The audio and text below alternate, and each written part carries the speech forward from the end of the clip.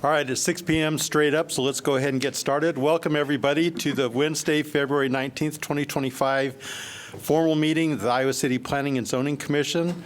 For purpose of the minutes, please note that the following commissioners are present: Townsend, Wade, Hinch, Elliott, Craig, Quillhorst, and Miller. Next item on the agenda is public discussion of any item not on the agenda. If there's anybody in the public who would like to address the commission relative to an item not on the agenda, this is your opportunity.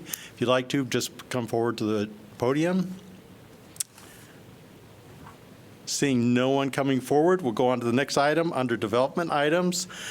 Item number 4, case number REZ 24-0016.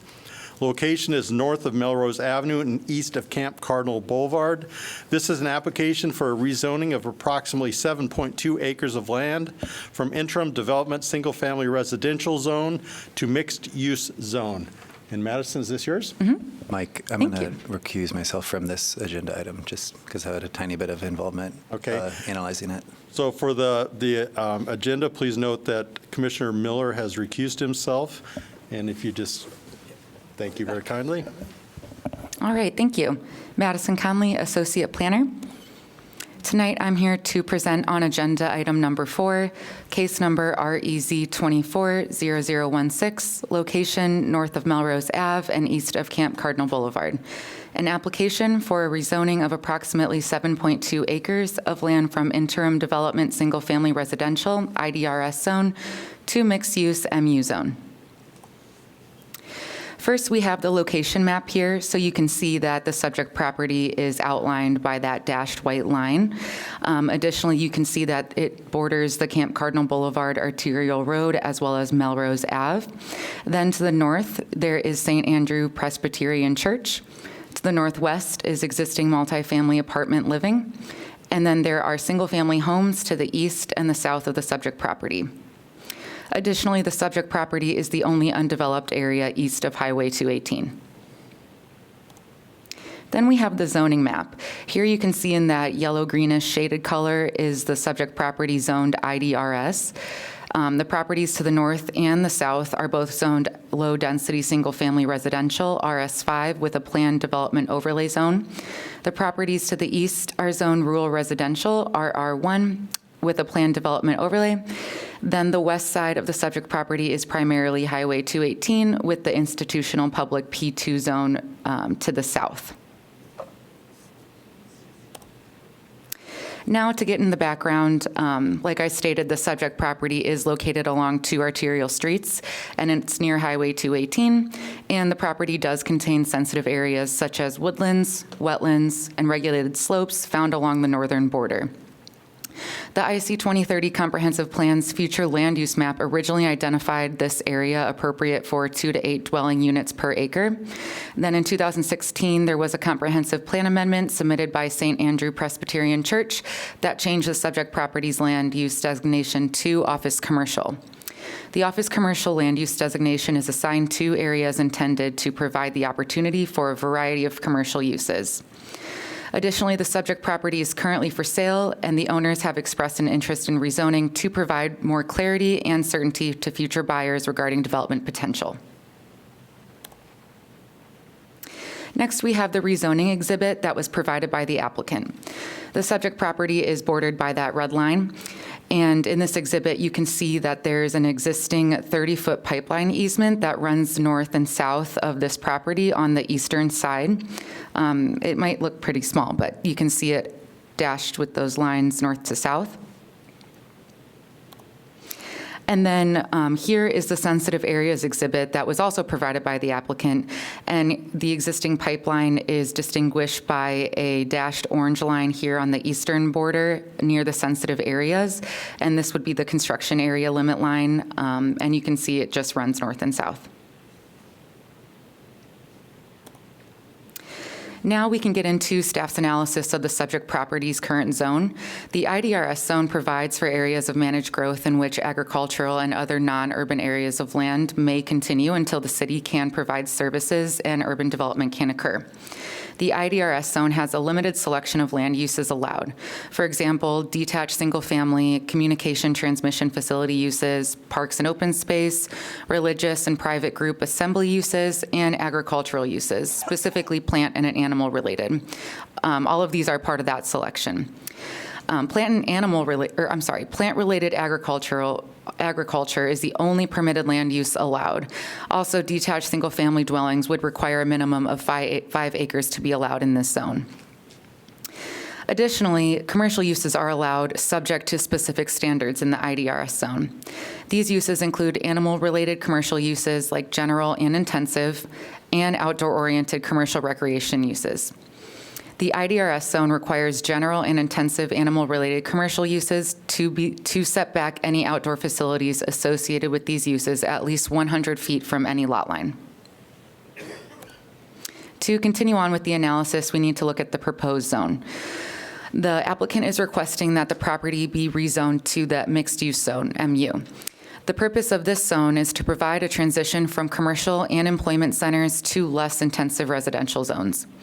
The mix of residential and commercial uses allowed in this zone include lower scale retail and office uses and a variety of residential uses that you can see listed here in the table on the right-hand side of the slide. The mix of uses requires special consideration of building and site design. Also, the staff report includes a table that lists all of the allowed uses in this zone. Some of the allowed commercial uses include office uses, community service, sales-oriented, and a variety of others. Furthermore, it's important to note that the MU zone does not allow for drinking establishments, quick vehicle servicing uses, or any industrial uses, some of these which can include bars, gas station, car washes, etc. Next, we have the rezoning review criteria. These are the criteria used to review all rezonings. First, consistency with the comprehensive plan. Second, compatibility with existing neighborhood. The following slides will summarize staff's analysis on how the proposal meets these criteria. For criteria number 1, consistency with the comprehensive plan, staff was only able to utilize the IC 2030 comprehensive plan since there's currently no district plan for the Northwest Planning District. So to start, when the 2016 Comprehensive Plan Amendment, CPA 16-0001, changed the subject property's land use designation from 2 to 8 dwelling units per acre to office commercial, the resolution 16-129 noted that the amendment was warranted due to the subject property's close proximity to Highway 218, the comprehensive plan's general principles encouraging buffers between residential development and major highway uses, and that CO1 zone is an appropriate zone near residential neighborhoods and an appropriate transition to more intense uses. Due to the similarities between the CO1 zone and the MU zone, staff finds that the proposed MU zone aligns with the intent of the comprehensive plan amendment as well. And furthermore, what's not allowed again is those drinking establishments, quick vehicle service uses, outdoor storage, and display-oriented retail. Also, drive-throughs are not allowed in the MU zone. The comprehensive plan includes the following goals and strategies that are supported by the rezoning requests. These goals include encourage compact, efficient development that is contiguous and connected to existing neighborhoods to reduce the cost of extending infrastructure and services and to preserve farmland and open space at the end of the city. Also, encourage a diversity of housing options in all neighborhoods. The strategies that the comprehensive plan includes are ensure that infill development is compatible and complementary due to the surrounding neighborhood, ensure a mix of housing types within each neighborhood to provide options for households of all types and people of all incomes, and lastly, identify and support infill development and redevelopment opportunities in areas where services and infrastructure is already in place. The proposed rezoning aligns with the comprehensive plan's goals and strategies listed here because they focus on encouraging infill development and a diversity of housing types. And due to the subject property being surrounded by developed land, currently serviced by city services, if rezoned to the MU zone, the diversity of housing types that the MU zone would allow encourages what we have listed here. Next, staff looked at the compatibility with existing neighborhood and found that the subject property is surrounded by single-family, multifamily, and the institutional use to the north, which is St. Andrew's Church. Also, the neighborhood includes those regulated sensitive areas. For example, those woodlands abut the Walnut Ridge single-family homes to the east, and there is that 30-foot pipeline existing easement along the eastern border of the subject property.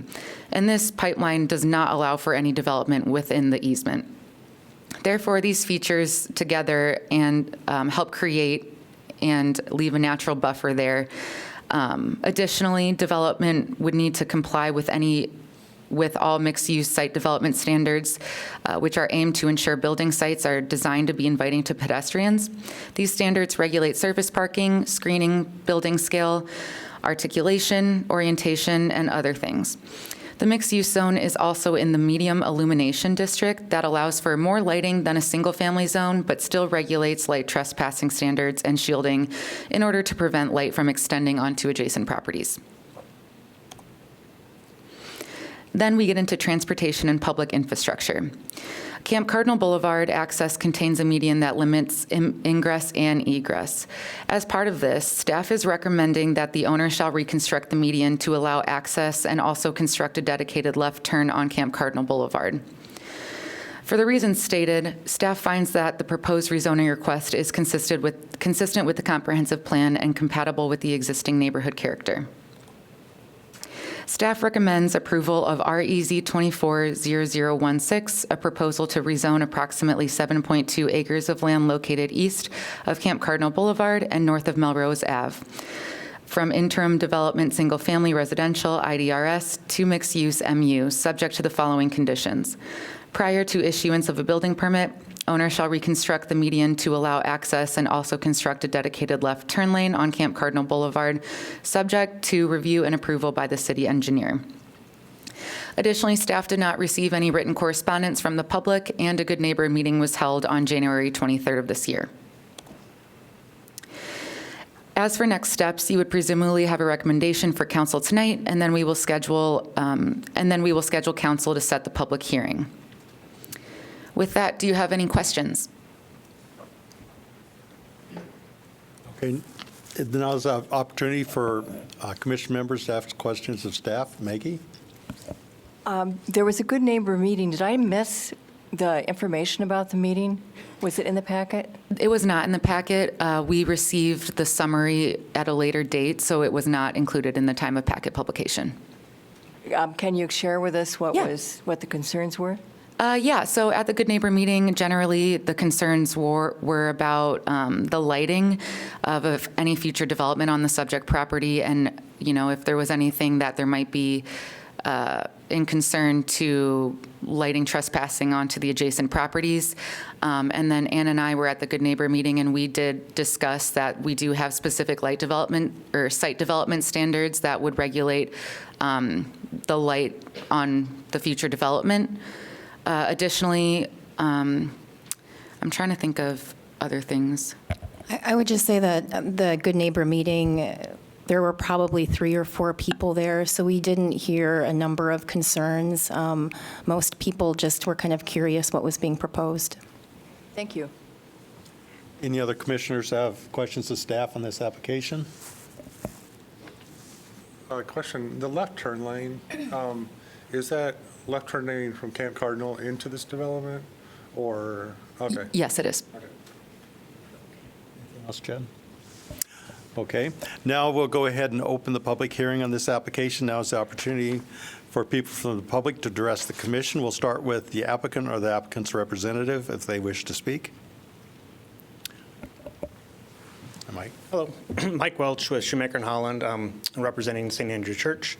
I think, Madison, thank you for the presentation. I don't know that I have anything to add unless there's specific questions I can address. Just one simple, easy question.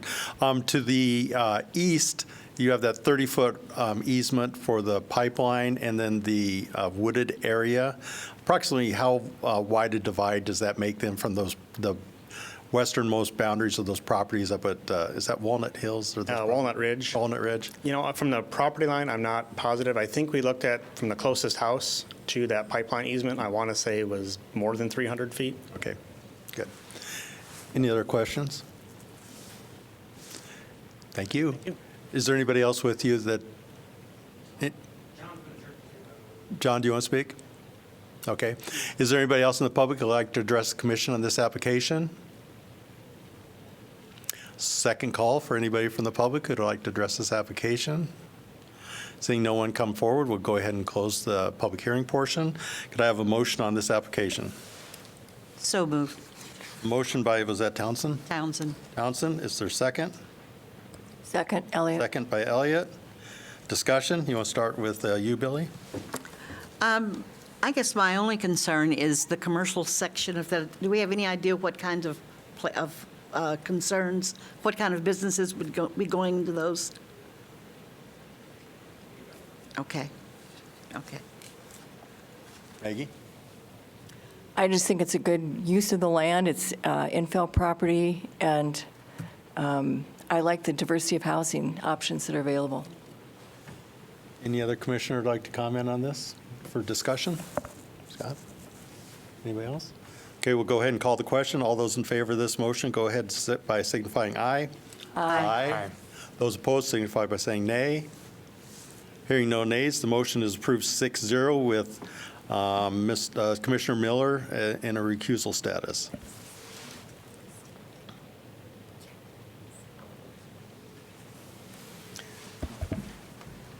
Madison, are you going to ask Steve to come back in? Yes. Thank you very much.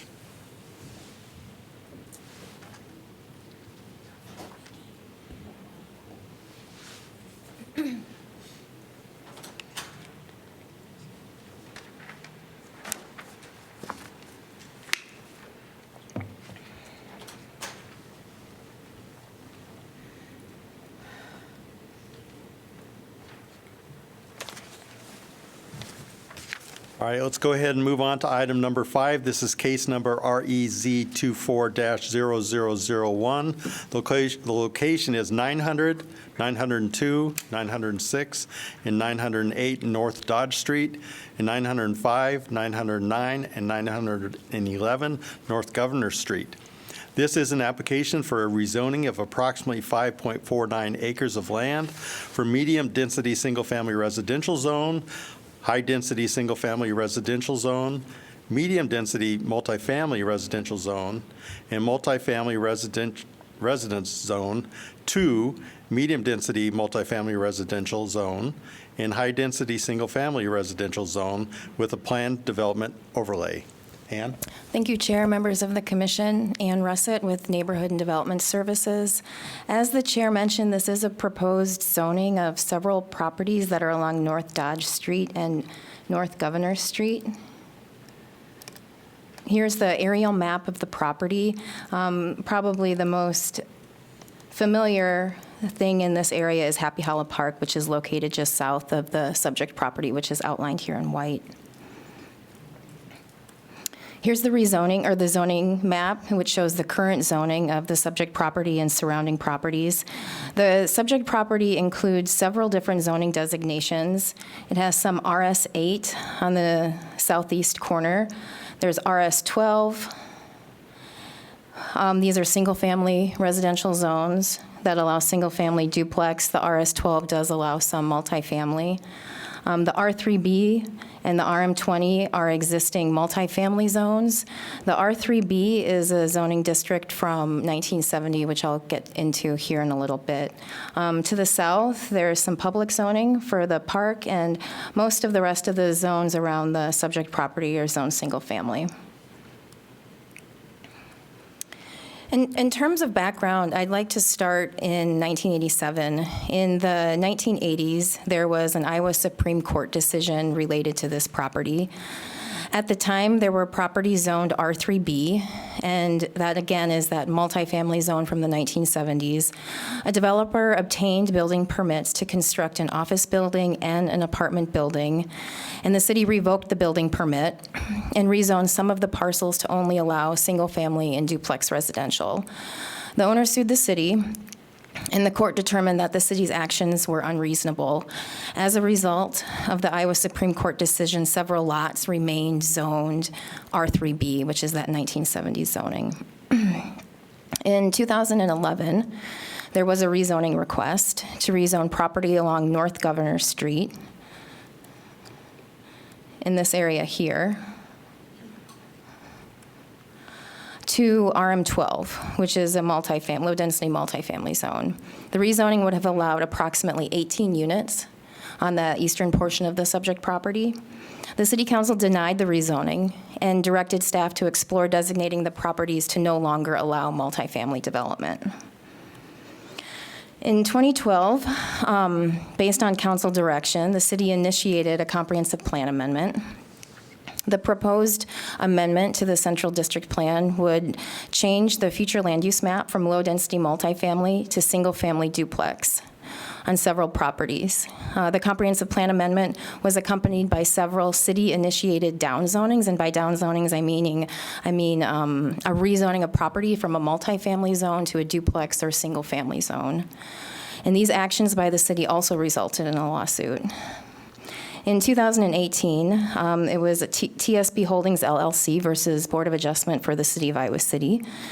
And in that case, the courts determined that the Kempf decision, again, the Kempf decision is that decision from 1987, prohibited the city from enforcing the new zoning ordinance. The property owner was permitted to move forward with multifamily development consistent with R3B zoning. And that's why today we have the zoning that we have on the subject property, which is a mix of R3B from the 1970s, some current multifamily, RM20, and some single family. So this property has a long and complicated zoning history. Also, I wanted to mention that the city is acting as a co-applicant to this rezoning for several reasons. First, the city would like to see a cohesive development on the subject property as opposed to that which would be allowed under the current zoning. We'd also like to see compliance with our modern zoning regulations, which include our sensitive areas ordinance and our multifamily site development standards, which regulate things like screening, parking, design, building materials. Lastly, the City Council strategic plan includes a goal related to establishing partnerships and collaborations, particularly in the interest in advancing the city's housing goals. And as staff has discussed many times with the commission, an important aspect of meeting our housing goals is increasing the overall supply of housing in our community. Lastly, the applicant did hold a Good Neighbor meeting on August 13th, 2024. Here are a few sites of the subject property. The photograph in the upper left is looking north along North Governor Street. You can see the vacant office building that's currently there. On the upper right, you can see the office building. This is from North Governor Street looking west. You can see the existing apartments along North Dodge Street in the background. On the bottom right, this is another photograph from North Governor, kind of showing that the eastern portion of the subject property is mainly surface parking. There is some trees along the southern border of the property as well. On the bottom left, this is a photograph taken along North Dodge Street looking south. You can see the existing apartment on the subject property as well as the existing duplex on the subject property. Here is, again, the current zoning for the property, which is RS8, RS12, RM20, and again, R3B. Together, these zones allow for single-family, duplex. The zones that allow multifamily residential are the RM20 zone, the R3B zone. The RS12 zone allows attached townhomes up to 6 units attached. More information on the R3B zone, it allows up to 58 dwelling units per acre, which based on the acreage of the land that's zoned R3B, the maximum number of dwelling units would be 84. And the maximum height allowed in the zone is 45 feet and 3 stories. Here's the proposed zoning. The majority of the property is being requested to be rezoned OPD RM12. That's OPD is the Plan Development Overlay. The northwest piece would be OPD RS12. The maximum density in the OPD RM20 zone is 24 dwelling units per acre. The maximum height is 35 feet. The applicant is not requesting any waivers with this OPD application. The OPD is required due to the impacts of critical slopes on the property. Also, if this rezoning is approved, any future development and redevelopment of the property must substantially comply with what is shown on the OPD plan. Staff is recommending a condition that as part of this project, the owner must final plat the property, go through a replat, so that the lots follow the proposed rezoning boundaries. Here is the preliminary plan development overlay plan. The project proposes redevelopment of the land along North Governor Street. This would include the demolition of the 2 single-family homes that currently exist at the southern portion of the site, as well as the demolition of the vacant office building to the north. There are 2 multifamily residential buildings being proposed. Each contain 42 units for a total of 84. The plans show stormwater being located on site. Open space is proposed on the southeast corner as well. The parking is internal to the building, as well as there is some surface parking which is located behind the buildings. The plans also include a sidewalk along North Governor Street. Here's the landscaping plan. They're proposing to keep 15 existing mature trees on the southern portion of the boundary, and proposing to add several more, around 54, on the remainder of the property. Several of these are street trees proposed along North Governor. Since the proposed rezoning complies with all development standards, there are no waivers requested, and the OPD is required due to the sensitive areas impact. We're looking at consistency with the comprehensive plan and compatibility with the existing neighborhood character in terms of the rezoning criteria. In terms of consistency with the comprehensive plan, we're looking at the IC 2030 plan as well as the Central District plan. Both of these plans apply to this land. The future land use map of the IC 2030 plan shows the majority of the site as appropriate for multifamily. That's the dark brown that you can see here. So the properties along North Dodge and into the site are all designated as appropriate for multifamily development up to 24 dwelling units per acre. The Central District plan on the right here also shows that a majority of the site is appropriate for multifamily. That's that orange color that you see in the map. Unlike the 2030 plan, the Central District plan does show some single family in this area here and in this area to the north, as well as open space in the middle of the property. The future land use map functions as a conceptual future vision. Both plans envision this area as allowing multifamily development up to 24 dwelling units per acre, which is the maximum density allowed in the proposed OPD RM20 zoning district. In addition to the future land use map, there are several goals and policies that support the proposed development. In terms of land use goals, there's goals around encouraging compact, efficient development that is contiguous and connected with existing neighborhoods, while ensuring that that infill development is compatible with the surrounding neighborhood.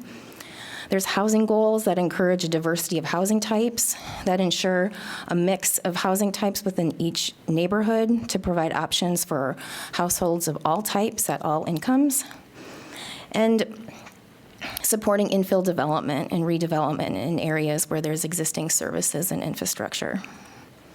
In terms of environmental goals, the plan encourages compact and efficient development that reduces the cost of extending and maintaining infrastructure, discourages sprawl, and again, promotes infill development.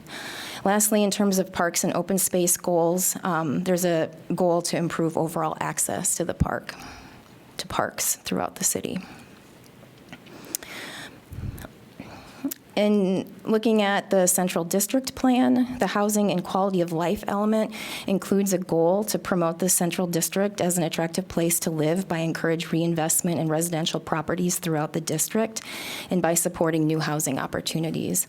Although this isn't necessarily reinvesting in residential properties, it will result in the removal of the vacant office building and provide much needed housing units. There's also a statement within the Central District Plan specific to the subject property and to the history with the R3B zoning, which notes that this area is zoned R3B, and it should be rezoned to a valid designation such as RM20. In terms of the compatibility with the neighborhood character, I'd like to spend a few moments first talking about kind of the existing context of what surrounds the subject property. So again, Happy Hollow Park is to the south, directly to the south of the eastern portion of the subject property. Across Governor Street to the east, there's single-family residential. To the north, there's a mix of duplex and single-family. To the west, on the subject property, there's existing multifamily as well as 2 duplex units. And then further south, there's single family. In terms of compatibility, I'd like to talk about site design, open space, landscaping, as well as substantial compliance with the OPD, which I touched on a little bit earlier. But with the OPD rezoning, no more units than currently exist on the western portion of the property could be built. The OPD would also ensure a transition from the detached single-family from the south to the multifamily to the north, and I'll talk a little bit more about that. One condition that staff is recommending is prior to the final platting of the subject property, this building here, this duplex needs to be converted to a single-family, single unit to ensure compliance with the density standards. So here again is the preliminary plan development overlay plan. It was designed to fit into the neighborhood, which includes a mix of housing types. There's two multifamily buildings that are being proposed that front North Governor Street. The northern building, the front of that building is the shorter side of that building, which is about 70 feet. Which fronts North Governor Street, and it's positioned in that way to lessen the impact of the larger scale building from the Governor Street right-of-way. The same is true for the southern building, which is positioned at an angle, which allows this longest side of the building to be positioned further away from North Governor as you go south. Again, there's open space that's provided in the southeast corner. Both buildings would be a maximum of 35 feet. There is landscaping being proposed that maintains some of the mature trees to the south, and more landscaping proposed throughout the site. Also, there are no plans at this time for redevelopment along the North Dodge Street side. However, any future development that's proposed on Lot 2 will be required to substantially comply with this preliminary OPD plan. That means that no more dwelling units than currently exist could be developed on the site. This OPD plan also shows a transition from the existing single-family south to the multifamily. That must be maintained in some way if this area is ever to be redeveloped. Here are the elevations for the proposed buildings. They have incorporated entrances to individual dwelling units from the exterior to create more of a townhome style feel.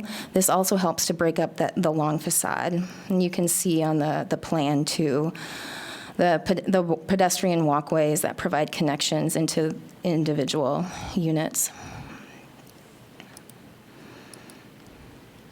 The subject property is bordered on the west by North Dodge Street and on the east by North Governor. Both of these streets are one-ways, and they're both arterials.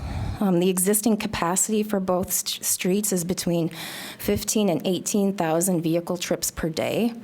They're currently operating well below that, between 5,600 and 6,200 average trips per day.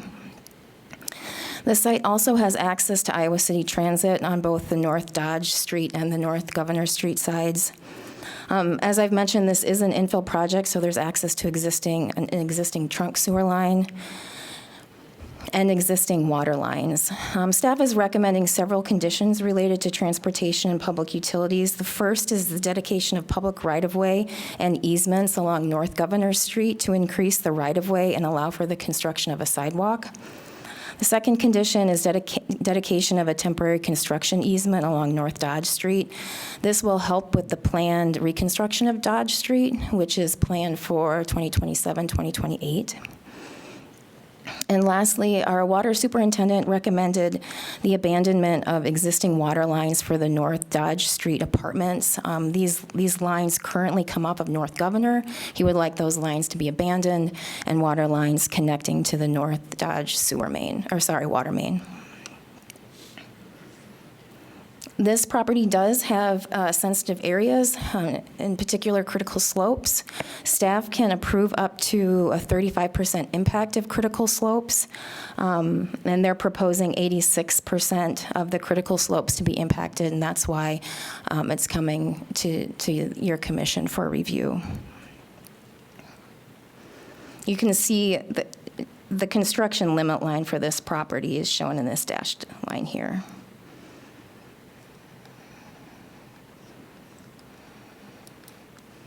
Staff is recommending approval of REZ 24-0001, a proposal to rezone approximately 0.17 acres to OPD RS12 and approximately 5.32 acres to OPD RM20, subject to several conditions.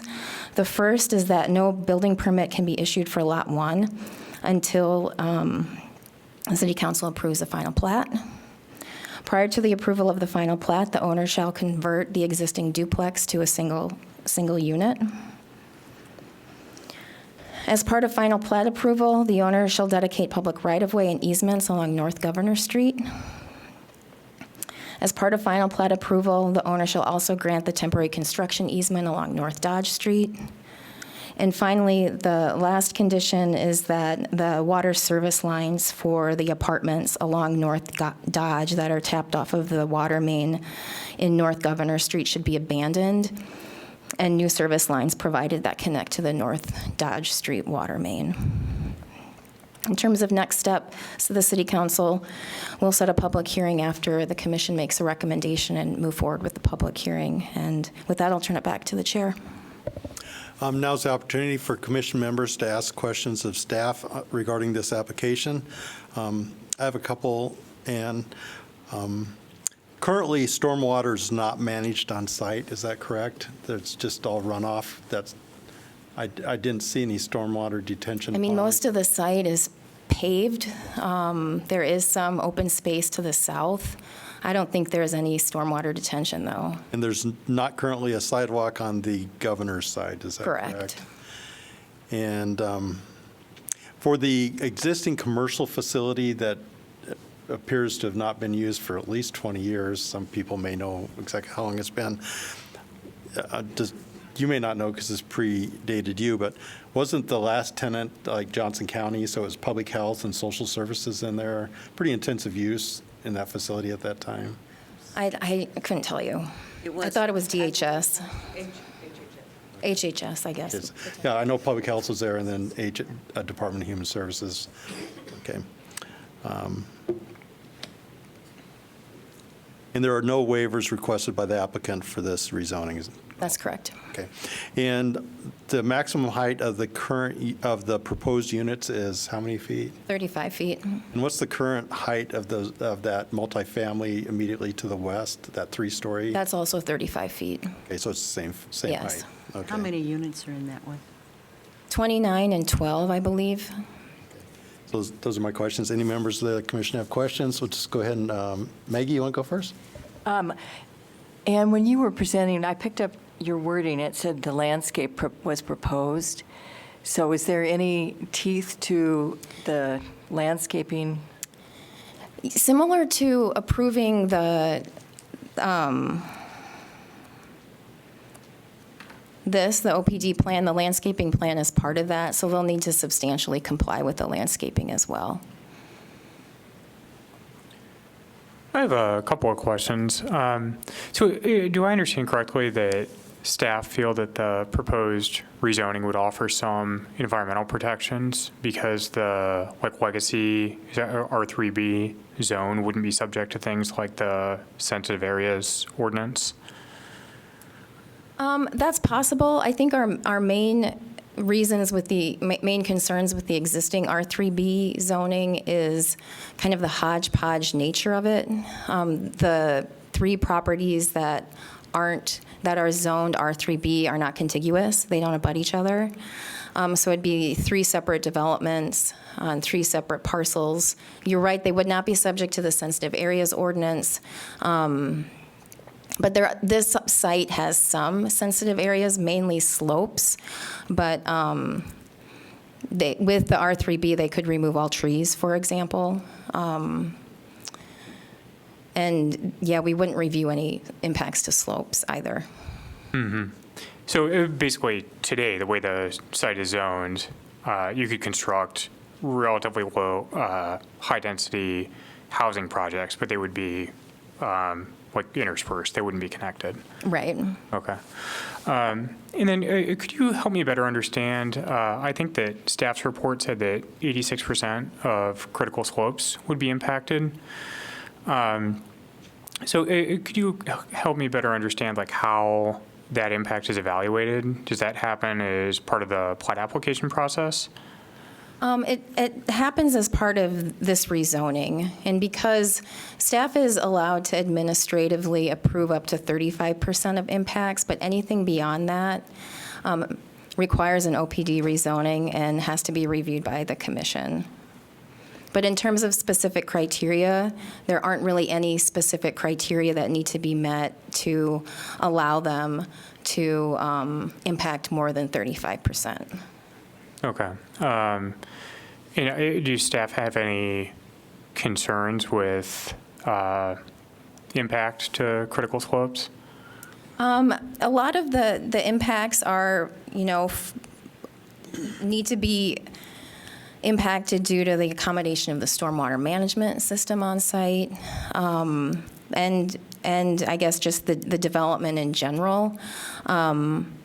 But this is an infill site, and I think the benefits of having more impacts is that you get more density, you get more housing, and those offset impacts to the critical slopes. Sure. Thank you.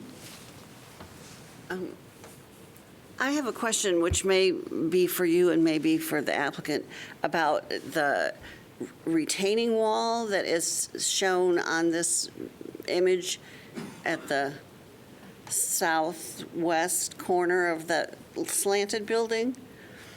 And I assume that's because of the slopes. Like, how tall is that retaining wall? And what does it look like from the park what's it, you know what I'm saying? Yeah, we can look at the landscaping plan too to see where the trees would be located. So there will be some existing trees along here, and they're providing some trees here, but they're behind the retaining wall if you're looking to the north from the park. There are also trees on the park property as well. I believe the height of, actually, I'm not sure the height of this one. I bet the applicant could answer that question, though. Okay, they can answer it when they... Could you go to that aerial that we had? I think that might show right there. Yeah. Right, but you don't see the elevation No, you change there. can't see the And it elevation. is a significant elevation change. I mean, this is Well, I know that's quite a slope This is there. down in the hollow. It's Yeah. called Happy Hollow for a reason. Yeah. Exactly. I would just also want to say for the record that if this project were to move forward, I certainly hope that the city would take responsibility to add sidewalks to both sides of Happy Hollow Park. So people who are trying to traverse that side without crossing Governor, when they're really trying to get to downtown or anything close to downtown, I mean, it would just be, and it wouldn't be a cheap project. I mean, it's a real slope drop-off right there, but I mean, it's just got to be done. If you're requiring him to have a sidewalk, him, I don't know who it is, then the city should take responsibility too. More questions from commission members? Steve? Chad? you mentioned that it needs to be an OPD because of the more than 35% critical slopes. If it wasn't impacting, just help me understand, more than 35% of the critical slopes, city staff could just rezone the whole thing to RM20. It wouldn't require the OPD. It would still, the project still requires a rezoning, but it wouldn't be to OPD, it would be just to RM20. But that would still go through P&Z. P&Z and council, yeah. The one thing that, with the multifamily development standards, I'm just confused. A lot of the correspondence we received from the public was about how many trees they were taking out, and kind of my initial challenge I had with the current design is just the way that building along Governor was diagonal back, which didn't feel like as contextual as if it was like, kind of townhome style that was parallel to the street. And if it was more parallel to the street, you would potentially save a lot of those trees and put the open space behind the buildings like it was identified in the Central District Plan. I'm just curious I don't know if it's something or the applicant, but like why did they pull it back? Because I appreciate the walk-up units along that would face the street, but they don't face the street. So Yeah. I mean, it could have been realigned so it all fronts North Governor. It probably would have been a shorter building with that. There's some economies of scale of designing one building. Also, it would get rid of this open space feature that is here. Yeah, I mean, And affect There's the probably all stormwater sort of retention hypothetical- that's right here in this corner. Well, I mean, Yeah. it feels like you could keep the stormwater where it is and just put the open space next to it, But I was just curious if there was a technical reason that it. I think the main reason is probably it would have resulted in fewer units and a smaller building. And there's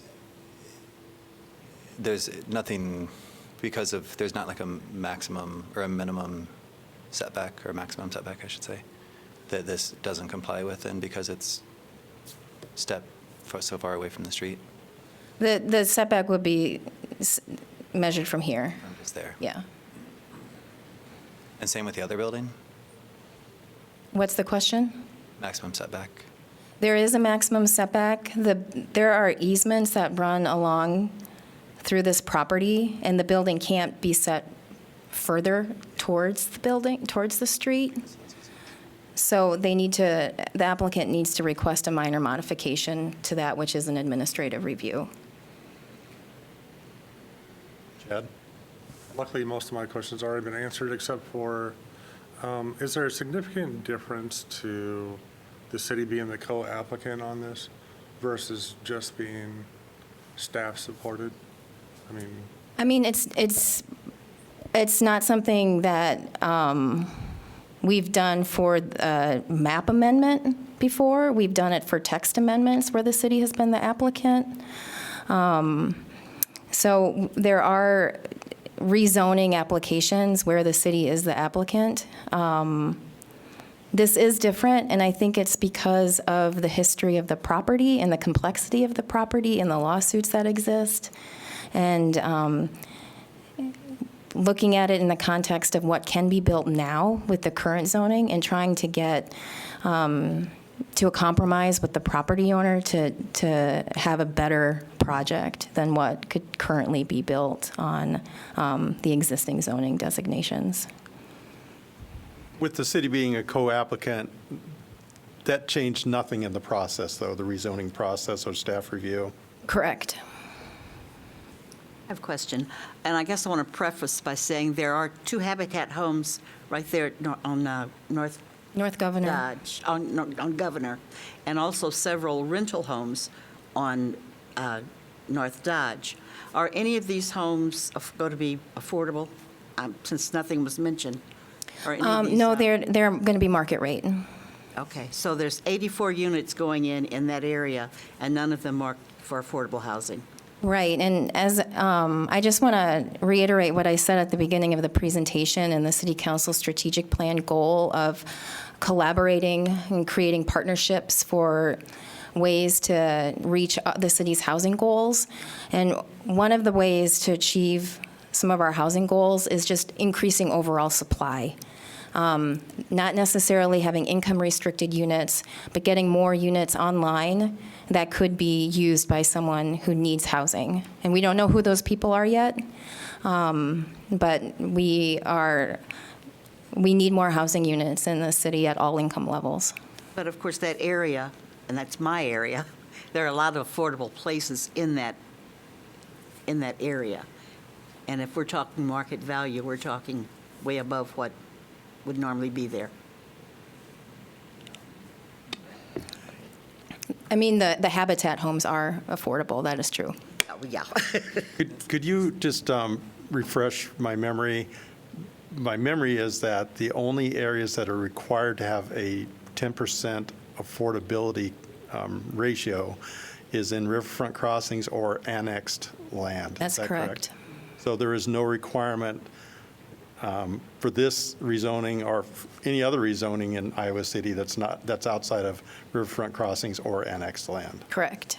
And then my other question is an R3B zoning. So that's a legacy zone, right? We don't use it currently anymore. That's correct. And is that still exist in any other part of Iowa City, or is it only because of the litigation it's still affixed to these parcels in this area? It's only because of the litigation. Can I just ask one more question that's kind of a corollary to some of the questions that Steve was asking? Can staff kind of give us an understanding of the tree screening that would remain between this development and Happy Hollow?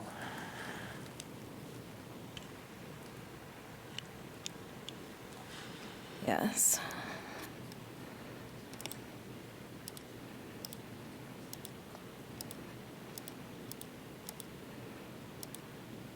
Oops.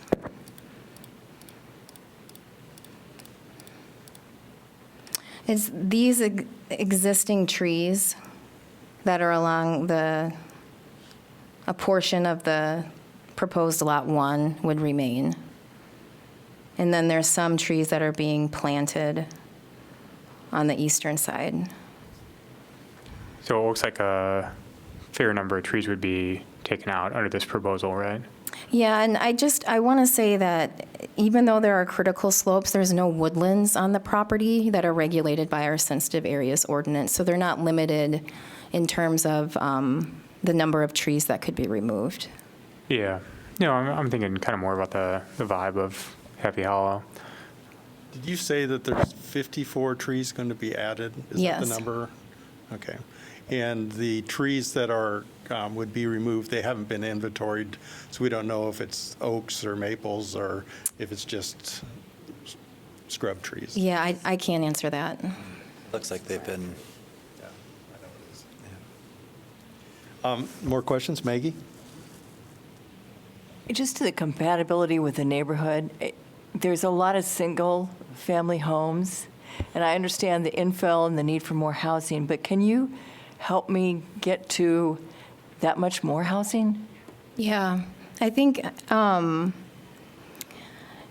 so the current zoning, the current R3B zoning would allow up to 84 dwelling units. The proposal is for 84 dwelling units.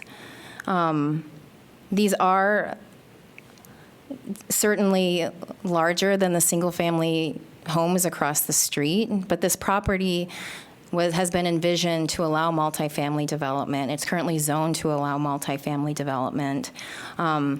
Regardless if this zoning goes through, more multifamily, larger block-scale buildings could be developed.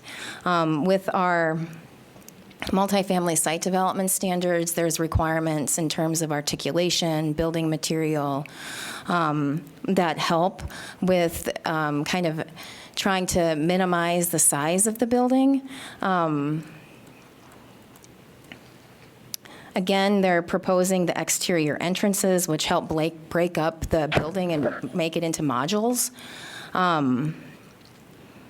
So those are the points that were in the staff report that we are pointing to for compatibility with the neighborhood. And also, when you're looking at it from the street, at least for this northern building, the shorter frontage fronts the street. It's also pushed back a little further. Same with the southern building and the diagonal orientation. If like Commissioner Miller was proposing, if it was more like this, the largest block face would front North Governor, so the angle helps to try to minimize the size. I have another question, and this is probably unfair. I should have done the math myself, but the current parcels are zoned RS8, RS12, RM20, and R3B. If there was no rezoning, but each parcel was developed at its fullest zoning capacity, would that not be more dwelling units per acre than what this proposed project is? Well, R3B allows more, the density, maximum density is actually more than RM20. Okay. It's 58 dwelling units per acre. The OPD RM20 is 24.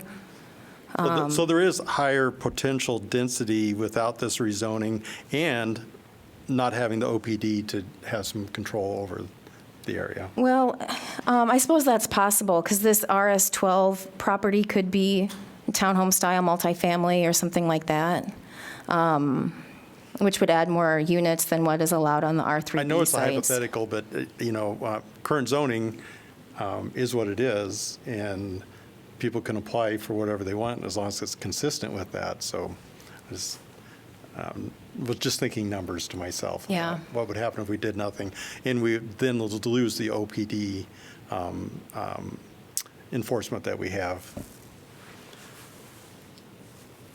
With that many more units, is there a possibility to have stoplights?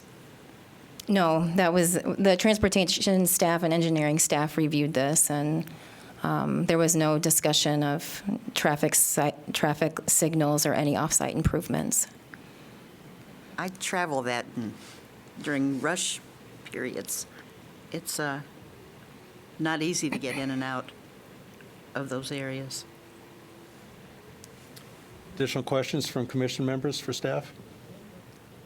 The other thing that we heard a lot from the public about was the lack of affordable housing, and with the OPD rezoning process, is that even something that could be suggested as like a 10% affordable? The only times we require income-restricted units is in riverfront crossings and through an annexation. Yeah. And alternatively, it would have to be through a condition of this rezoning, and to apply that condition, you would need to demonstrate that this rezoning creates some sort of public need that could justify that condition. So yeah, it's never been done outside of riverfront crossings to require that or annexed land. It was done with Forest View because there were existing residents in manufactured housing units that were going to be displaced with the rezoning. But other than the rezoning for Forest View, everything's expired, correct? And Yeah, that's true. I think the conditional zoning agreement still applies, but yeah, to that land. With the city being a co-owner or applicant. applicant, how does that affect the units themselves? I mean, It doesn't. It doesn't. No. So why are they doing that? Can you explain why that's happening? Why the city is acting as a co-applicant? To demonstrate that our concern with how the property is currently zoned. And we are joining the applicant to put forth this rezoning due to our concerns about what could be developed under the existing zoning and the hodgepodge nature of that. We're hoping to get a better development project with this rezoning than what would be allowed under current zoning. So as a co-applicant, the city could request some of those units be affordable? No.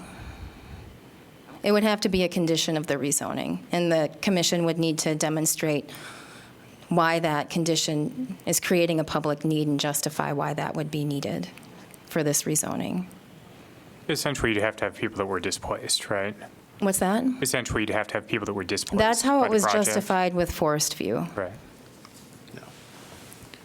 And other than those 2 units in the lower southeast corner, there's no displacement, is that correct? Right. So who's currently in those apartments? That's not changing. That's staying the same. Those existing apartments will remain. It's just the empty office building and the 2 houses that are, Any other questions for members of the commission? Seeing none, we'll go ahead and open the public hearing. First, would ask the applicant or the applicant's representative to come forward. We'll allow them the sufficient time to make their application. After that, when members of the public speak, everyone will be limited to 5 minutes. I'll time everybody at 5 minutes. I'll ask you to wrap it up, and everybody would get the opportunity to speak once. Once everybody has spoken, then there's an opportunity for a second round where people can speak for 2 minutes. So go ahead. Good evening, thank you.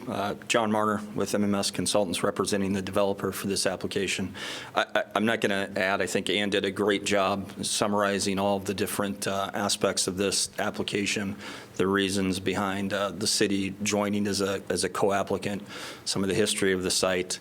I will try to quickly address some of the questions that arose from the commission members.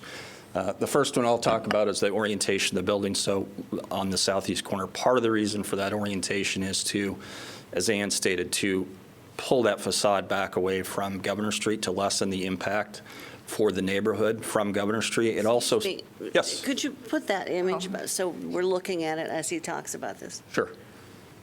And as she's pulling that up, the other benefit to that is the highest point of the site is that southeast corner, and this also addresses some of the questions about the sensitive slopes. Most of the slopes that are being impacted are in that corner. They're actually man-made altered slopes. They were put there quite a while back as part of the construction of those homes when Happy Hollow and some of the other history of the site was developed. So those aren't original natural slopes. Those are man-made slopes.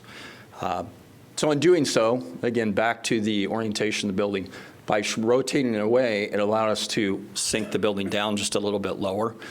From that southeast corner, as you come down Governor Street, you're actually going to see closer to 2 stories as opposed to the full 3 stories. You'll be able to see some of that main level where those nice entrances are, the townhome-style entrances.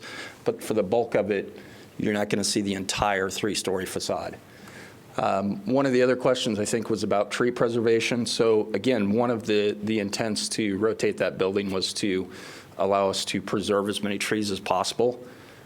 It's hard to see here. It's a little bit easier to see on that GIS, on the aerial photo. There are quite a few mature existing trees there on park property that would not be touched. I know there's some larger specimen trees there. During the Good Neighbor meetings, there was concern expressed about some of those trees being preserved. So the building orientation, some of the wall design that we've done for that area was all to help facilitate preserving as many of those trees as possible. I think there's a couple large cottonwoods that were mentioned in that area. And then last but not least, some of the other trees that were spoken about in that open space area, as Ann pointed out on that the Central District flume. One of the goals was to have a little bit of open space in that area. And that also accommodates that. Obviously, we have to provide the stormwater detention, but that is the area where we were able to preserve some of those larger specimen trees. I think there was a question about inventorying those trees.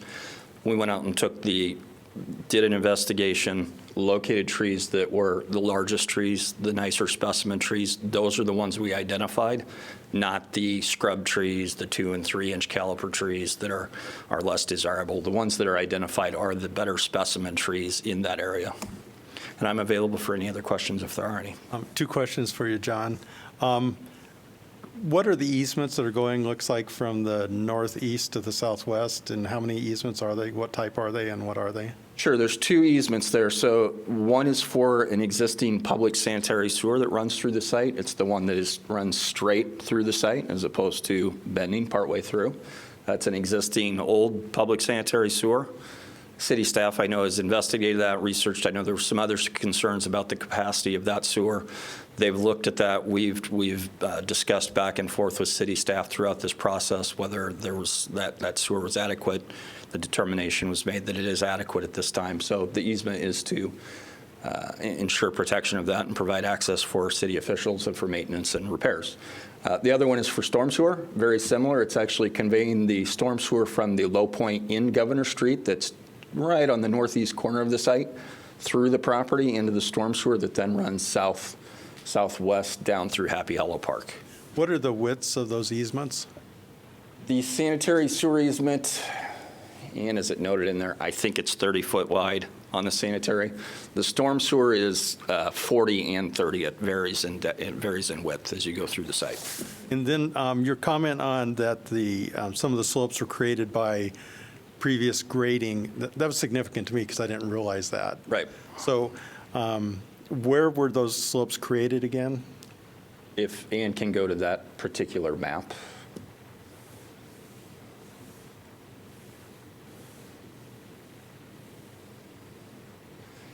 It's all of those slopes. Is this it? Yep, it's all of those slopes right in that area. Okay. And again, it's right around the backside of those two units that are constructed on that corner. It was pushed out to establish the flat grade for those units, and that's where the slopes were created. And then lastly, it's just an observation that I guessed when I saw the angle of that building, that it was a mass and scale issue of trying to decrease the appearance of mass and scale as people are going from south Governor to north Governor. Was that part of it also? Or I just guessed that's what it was, but. The orientation? Yeah. Yes, again, so it served two purposes, rotating that building. It served to pull it away, so as you approach the site, you're not seeing one continuous block length from Governor Street. It's rotated, so it provides a little different visual as you approach it. Again, there's trees there that will still remain that will help soften some of that visual. I know there's another question about what that's going to look like from Happy Hollow Park. Those specimen trees on park property will still be there as well to help buffer some of that visibility. And again, rotating it allows us to set it down in the site a little bit more such that it's not the full 3 stories. It's actually sunk down a little bit so it's closer to 2.5 stories visible. And on that retaining wall, what would that look like? What kind of height are you talking, and what are you talking about construction of that? I think it'd be an engineered wall. I think it's varying from 5 feet to 13 feet in height, I believe. All right. Do you happen to know, looking at the elevation maps, like if you're down in the park and say you're on the ball field, what's the change in elevation up to maybe the base of that? And I know you don't have to know that because that's not on part of the rezoning, but just by observation, do you have a? From the basketball court? Like the baseball Which is diamond. probably closest Oh, it to is? that Okay. corner. Okay. That specific corner from the basketball court, I want to say it's probably, and again, this is, you don't have the ability to pull up the Johnson County GIS site live, do you? My rough estimate is 5 feet to the property line, and then again, you'd have a few feet of rise to our retaining wall. And is there any screening in front of the retaining wall? I didn't notice that, because I think that would certainly help, like S3 screening in front of that retaining wall. You're referring to the south side? Yeah. There's not now. Certainly, that's something that could be discussed. I mentioned the larger specimen trees on the park ground to help with some of that. Because I just think S3 screening that would would give you certainly the be a illusion possibility. of greenness, because, if you had arborvitae or something Sure. up there, so. I think that's something that we could definitely consider. I will add one other idea here, or item.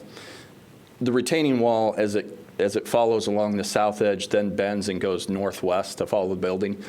We could lessen the height of the wall by rotating it back down closer to the property line. That would allow us to slope from the building down and then meet closer to the grade. In doing so, though, we would also remove more trees. So again, one of the considerations given to the location of the wall in that specific area was by rotating it closer to the building, we were able to save some of those other trees. You can see some of those larger specimen trees just on that side of the easement in that area that we're able to save because of that wall location. And I think it's better to have the retaining wall and keep the trees. it feels like you're protecting the park more, Sure.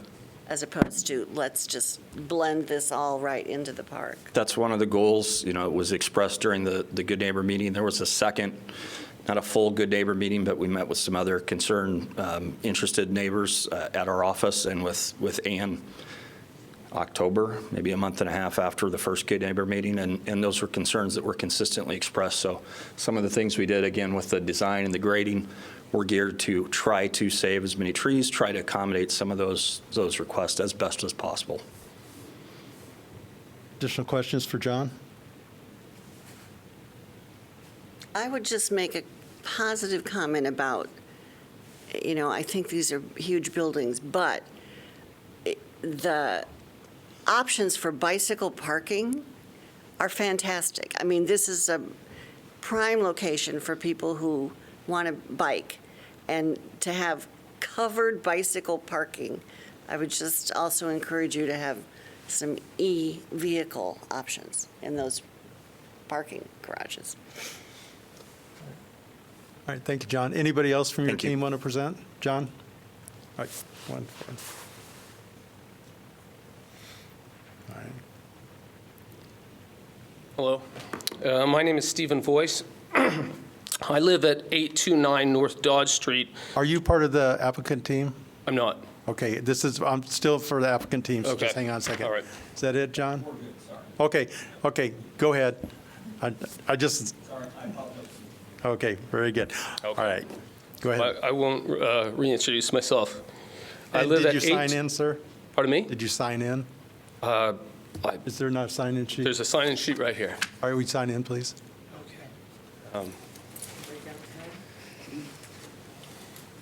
And John, when you get up sometime, would you sign in too, please?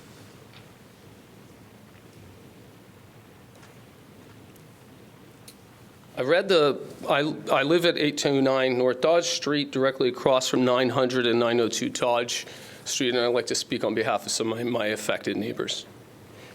I read the plan development overlaid and the RM20 elements of the zoning ordinance that you are to consider when reviewing the proposal. The following words stood out. Quote, "This zone, RM20, is particularly well-suited to locations adjacent to commercial areas and in areas with good access to all city services and facilities." I fail to see how the proposed rezoning complies with this statement. The property is not adjacent to a commercial area. The lack of a sidewalk on Governor means it does not have good access for pedestrians. And as someone who only rides a bike and does not ride a car, extremely dangerous streets in that area without sidewalks and proper, irrespective of the bike lanes.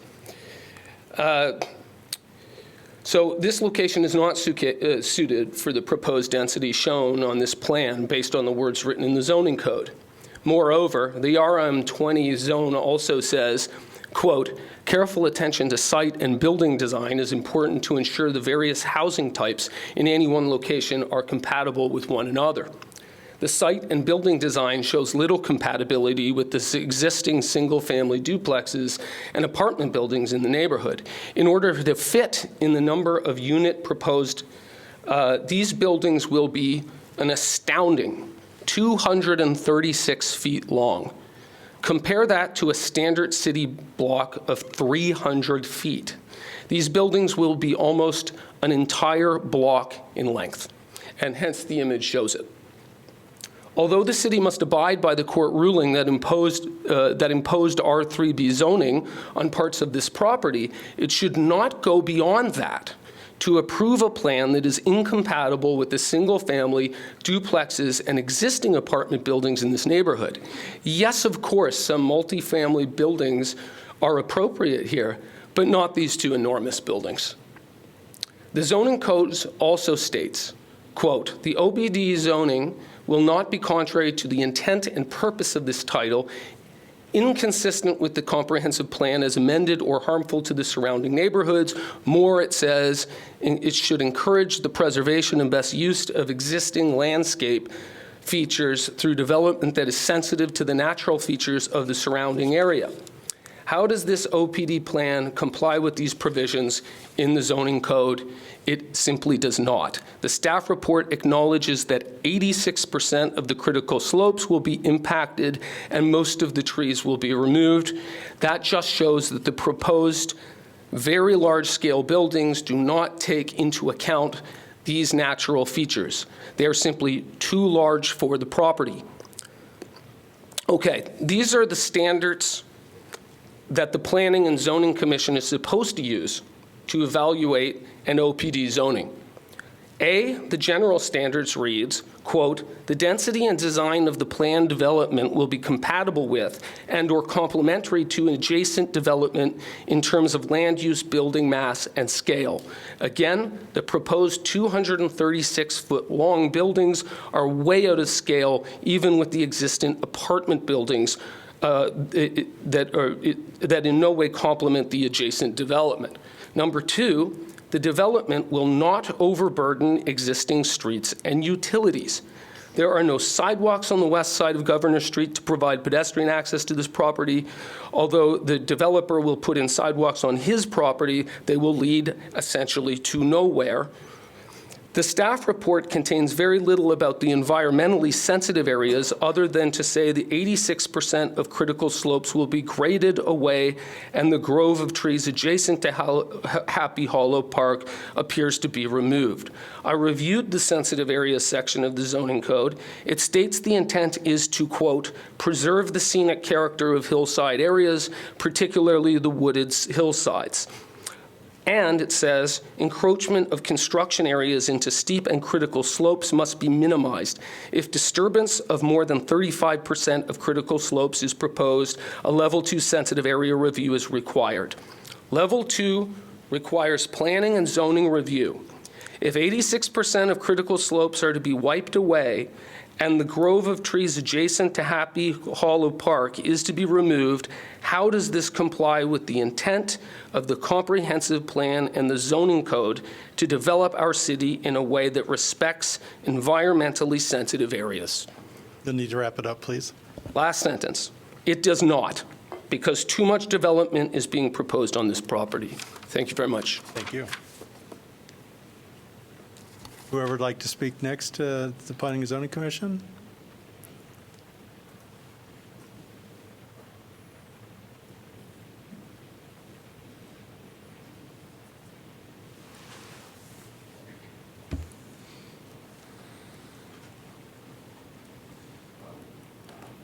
Hi, my name is Sharon DeGraw, and I submitted a letter, but I noticed that only a portion of it made it to you.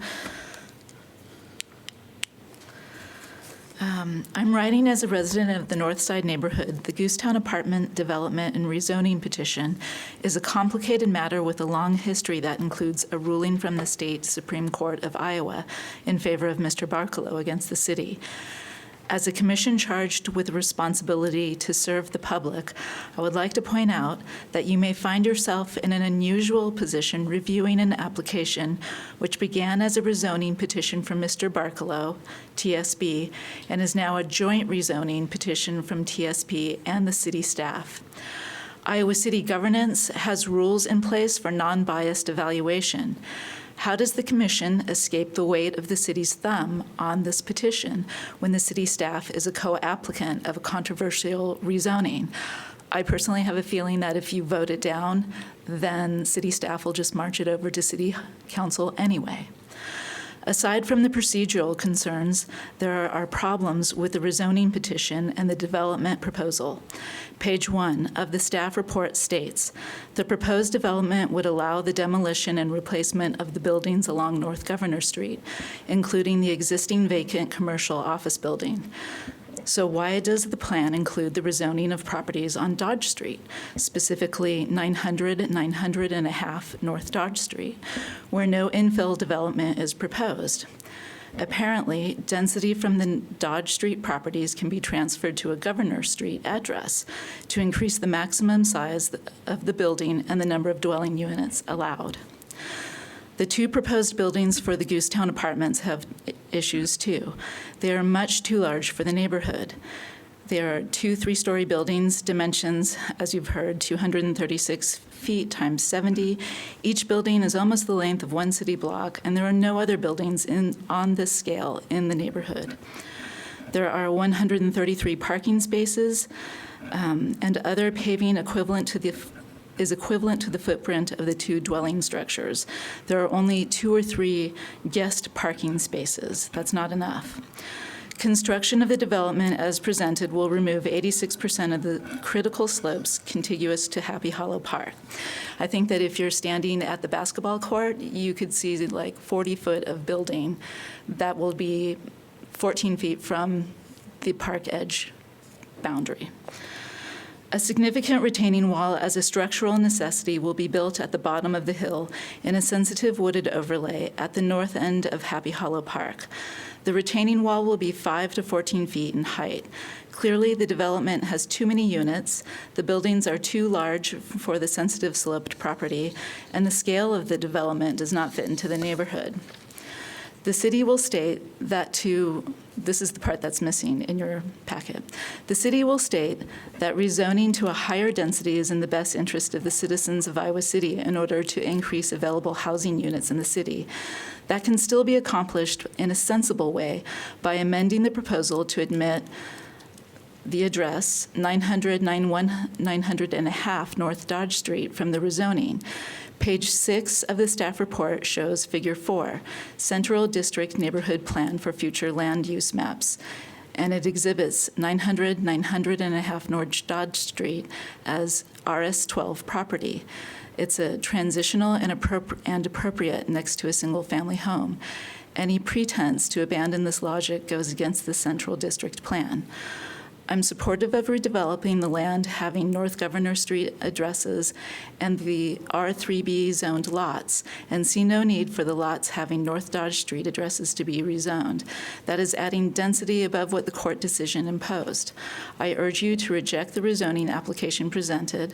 A rezoning petition which removes the property 900 and a half North Dodge Street would likely result in a density more appropriate for the sensitive property. And I think I have handouts that were included. What I'm really trying to show is this lot that has a rectangle and an arrow around it is designated a lot that should not become RM20. It's supposed to be transitional RS12, and it sits next to 830 North Dodge Street, which is a single-family residential home. The other thing in my handout is I just wish to show that where there are units of pink, where the R3B zoning is, you have the choice to leave that, to not vote it in favor of this, and just hold on to those R3Bs. I don't believe all of it could be developed as planned. Thank you. Sharon, did you sign in? Did. And thank you for doing the job that you do. Who's ever next?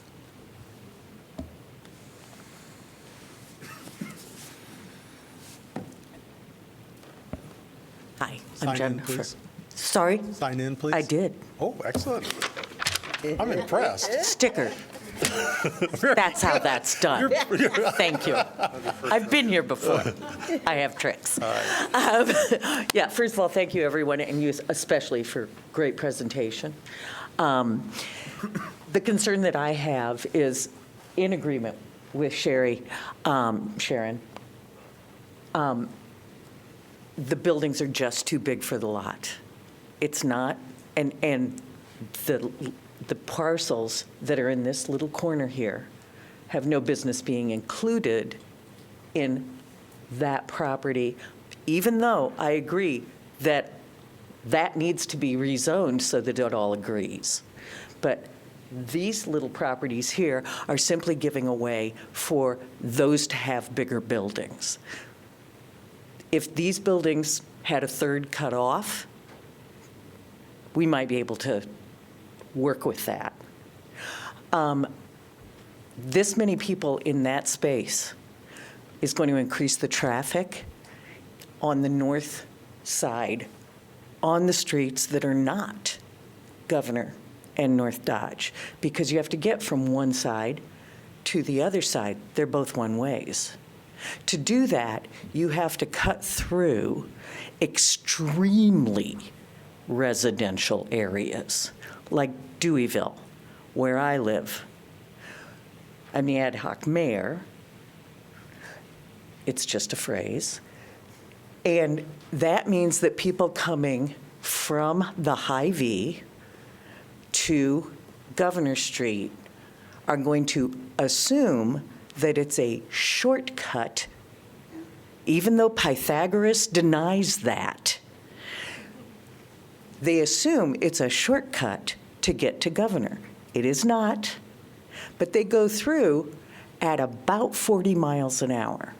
We already have trouble with that. We already stand on the street corner and yell at people because we have lots of small children, and we're hoping to have more because we're hoping to have a development on North Summit that includes families. And so we're looking to put more families in our neighborhood. When you start increasing the number of humans that only have one recourse in egress and ingress, they have to figure out how to get to that one spot. There's been no discussion about putting an alley or a way of getting through from the North Dodge property to the Governor property, and that is problematic. If you gave these folks a way to go between those two properties where there is actually room, because if you made a smaller number of units, you could have a little more space to put in a byway so that people could get across those two lots and from one side of the one-way to the other one-way. Then it would relieve all that traffic that's trying to make a shortcut somehow really fast through the neighborhoods. I mean, all we have in our neighborhood is humans that are either alive or dead. The dead folks have visitors. They go really slowly. And the living people often are out on the streets. We don't want people going by that fast. We've finally got the semis off. After 10 years of fighting, we finally got semis off our street. So this is just going to set us back. And there's a way to make it a little bit easier and still have infill, still have apartments, still have housing, even though it's not going to be affordable for a majority of humans that live in the Midwest. We can still have that and not destroy the neighborliness of our neighborhoods. Okay? Thanks. Thank you. Who's ever next? Go ahead and come forward. Sign in first. Yeah, I don't want to. So I'm Bethany Berger. I'm also a North Side resident, and probably about a 8-minute walk from where the proposal is, and I want to speak in support of the proposal. One thing that hasn't been necessarily mentioned is that this is also a short walk from the Hy-Vee. It's a short walk from the Ace Hardware. This is an ideal place to put housing where people actually can walk to various services so they won't need to drive all the time. Looking at the site now, it's really kind of an eyesore. It's a, abandoned office building and big parking lot. And so landscaping it as it is now will, I think, be much more attractive than some of the buildings that are currently there. And one of the things that I love about Iowa City is its walkability. It's a truly unique thing. I've lived in Connecticut for a long time. This is a unique thing that we have here. And in order to preserve that walkability, we need dense housing where people can walk to services. So, I really liked reading about the plants that are going to be built there, that are going to be planted there. So I really appreciated that. That's it. Thank you. Whoever would like to speak next?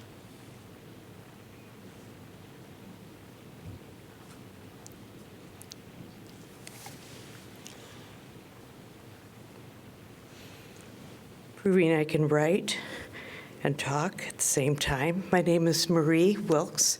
I moved to Iowa City in the early to mid 80s. I bought my home at 917 North Governor in, I think, 87. I'm very committed to Iowa City. So I've been a taxpayer of my property tax for almost 40 years. I've raised 2 children here. I love the north side. I'd love to get rid of that empty lot.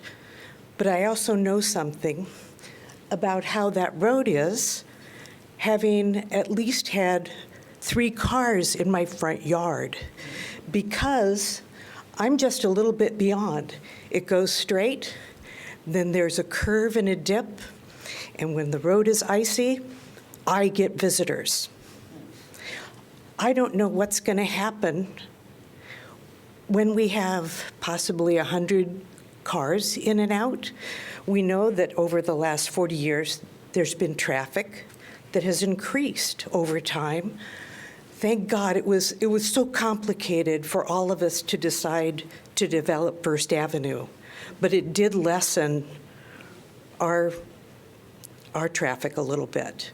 But it's still building because we're doing a good job in progressing and trying to make those hard decisions.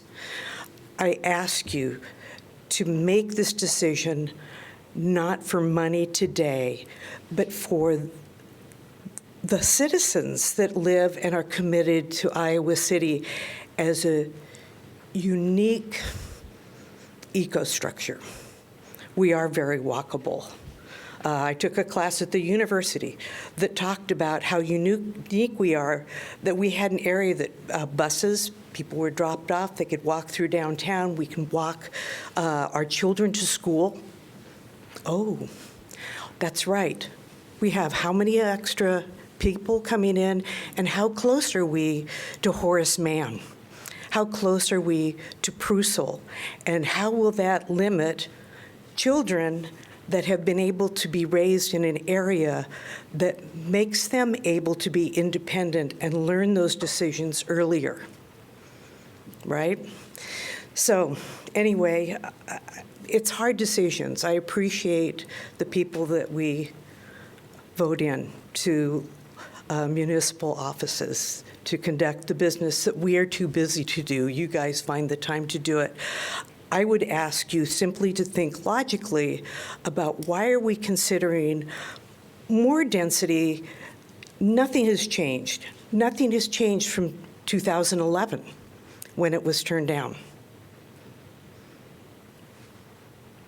If you can explain the difference to me, I'd gladly listen, but I don't see why we are able to support comfortably and welcome that many people into our neighborhood. And we are good neighbors.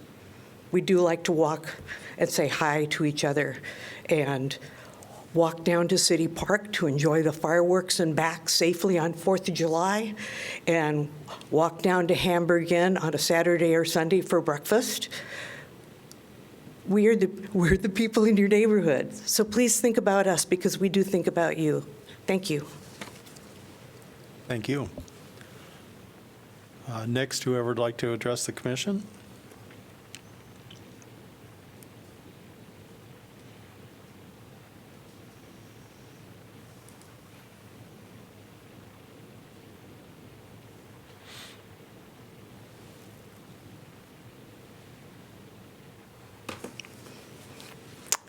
I'm Audrey Barrick. I'm a 25-year owner and resident of 830 North Dodge Street. My home is visible at the southwest corner, the very bottom southwest corner there. My home shares a driveway with the 900 North Dodge Street duplex.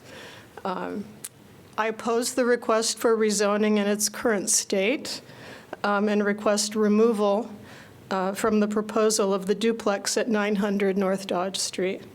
I'm wholly supportive of a multifamily infill development of an appropriate size that considers the context of the existing neighborhood, the critical steep slopes, and the relationship to the public park.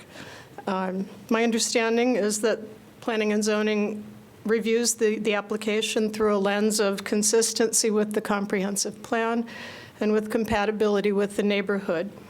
The Barcelo/city rezoning proposal is problematic in regards to both principles, and I'll share why that is.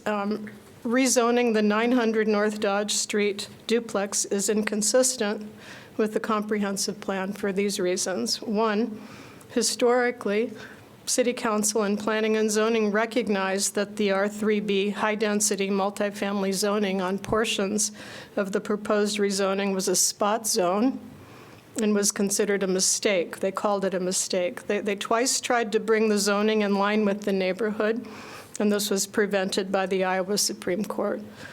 Now, staff is proposing to grant Mr. Barcelo expanded zoning beyond what the court allowed. Regarding rezoning 900 North Dodge Street, staff offer a rationale with RM 20 of consistency, of desiring consistency with the RM 20 portions of the property, rather than seeking consistency with the nature of the surrounding neighborhood and with the spirit and letter of the comprehensive plan. What was once understood as a spot zone has now become the model for density. Point two, the staff promotion of a value of consistency of zoning within the required OPD is contradicted by leaving one of the North Dodge Street duplexes as is, the northwest one, but rezoning the other to RM20. It's not specified in the staff report the fact that the OPD allows unused residential density within it to be transferred to the proposed new buildings. So what's occurring is that the 900 North Dodge Street house sits on a lot of 17,400 square feet, but only 5,000 square feet are required for a single-family home. By rezoning the 900 North Dodge Street duplex from RS12 to RM20 and changing it from a duplex to a single unit, Mr. Barcelo is able to transfer unused density, gaining 6 of his 84 units in the proposed 2 buildings.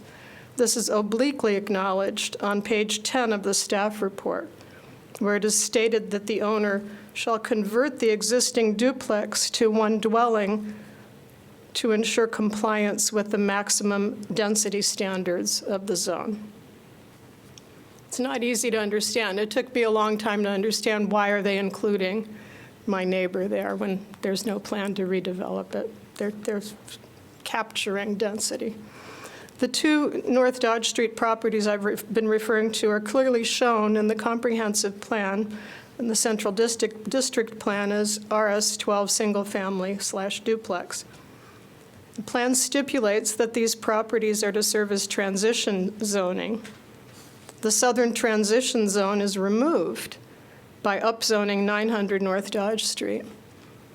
I've invested a significant portion of my financial resources in my home at 830 North Dodge Street, adjacent to the 900 North Dodge Street duplex, with the understanding that the comprehensive plan is a reliable document. It seems the city is prepared to override the comprehensive plan and the central district plan in order to facilitate achieving an inappropriate density for the neighborhood.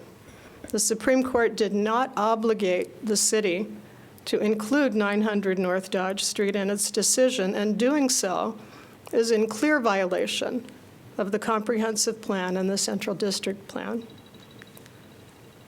6.4, achieving maximum density requires inappropriately rezoning designated transitional housing at 900 North Dodge Street, bulldozing 86% of critical steep slopes adjacent to Happy Hollow, and removing most of the trees on the border. The You'll need to planned wrap it up, development- please. Sorry? You need to wrap it up, please. Okay. I'll go to one further point, just a few more seconds.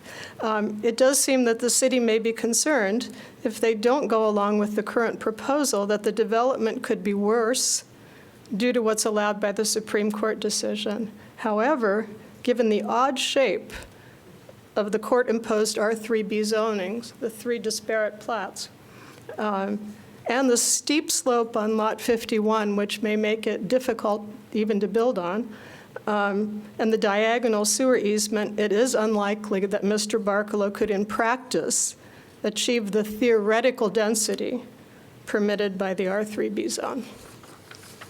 I ask you to send the planners back to the staff and the developer back to the drawing board to devise a plan that works better environmentally and is more environmentally sensitive. Thank you.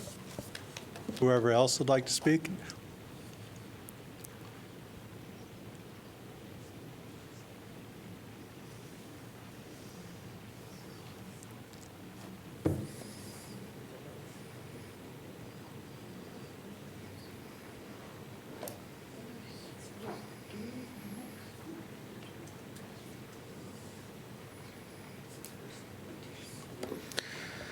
Hello, my name is Matthew Solinger. I've lived in the neighborhood for about 10 years. I've been working as a delivery driver in it for a little longer than a year now.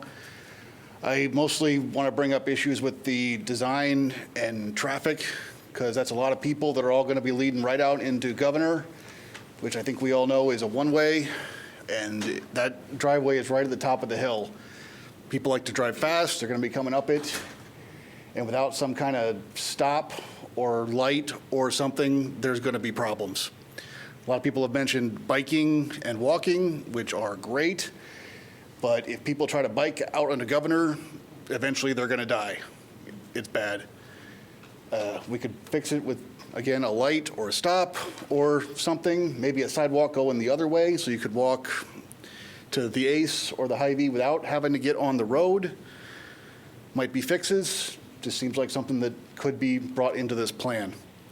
Also, since I'm up here, when somebody says market range, I hear rich jerks. If you said we're going to put people that need a cheap place to live in here, I'd feel better about it personally. The end. Thank you. Thank you, sir. Whoever is next who'd like to address the commission?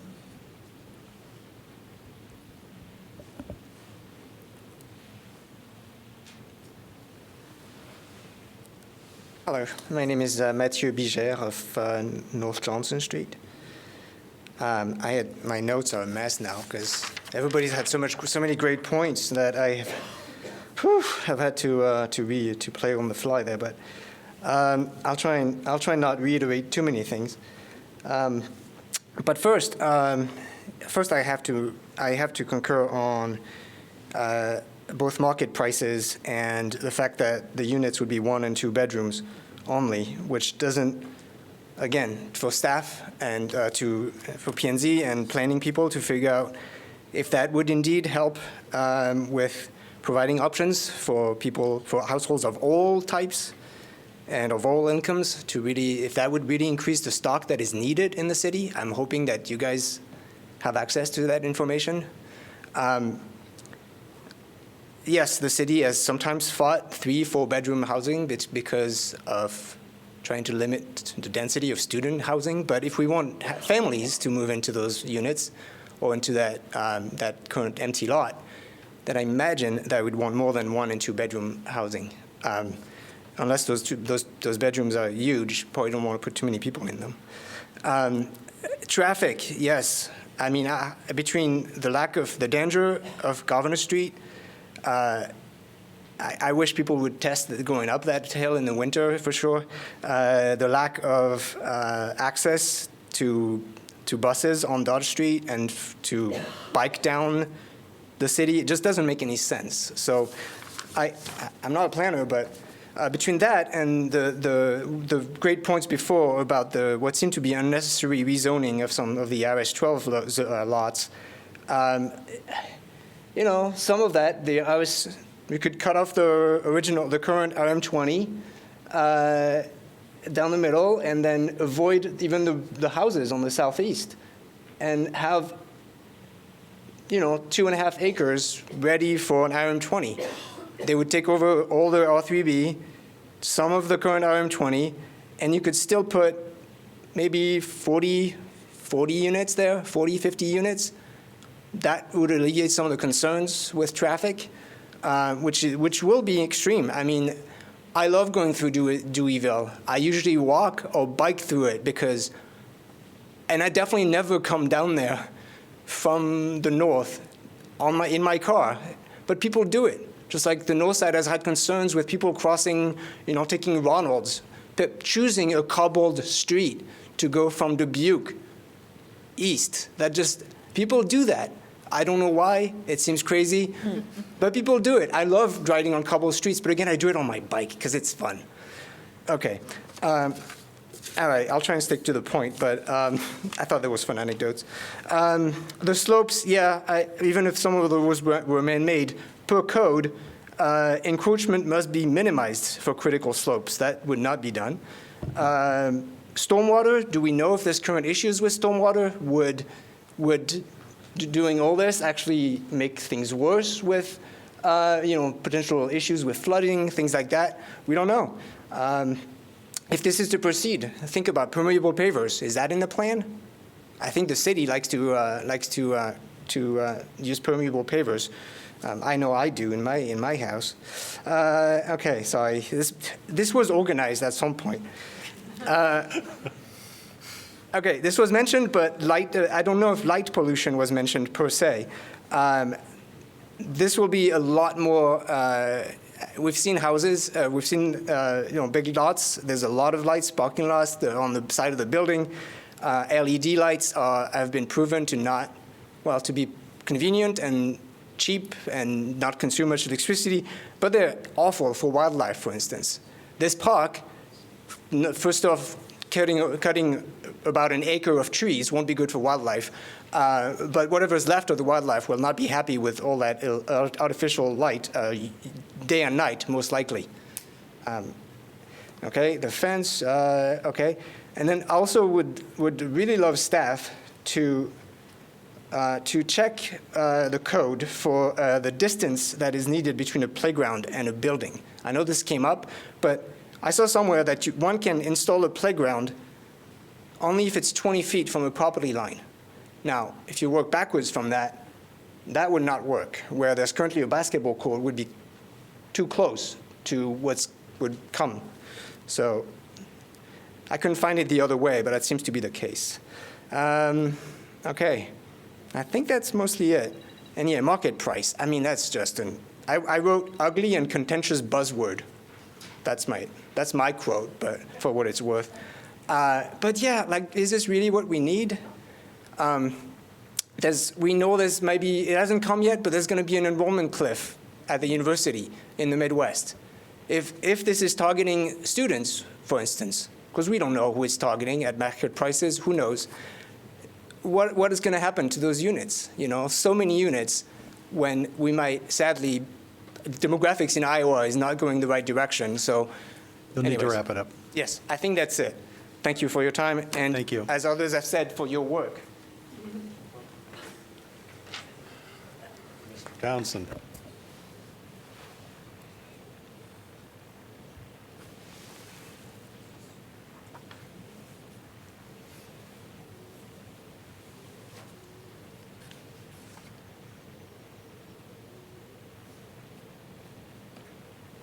Good evening. My name is Oliver Townsend, and I guess you could say I'm a victim of my wife's Take Your Husband to Work With Her initiative.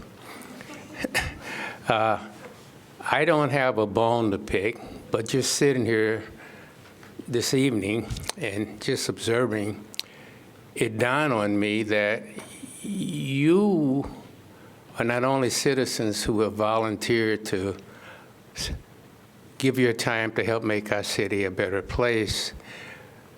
But you also have some influence. You have some impact. The area I'd like to address with you is affordable housing.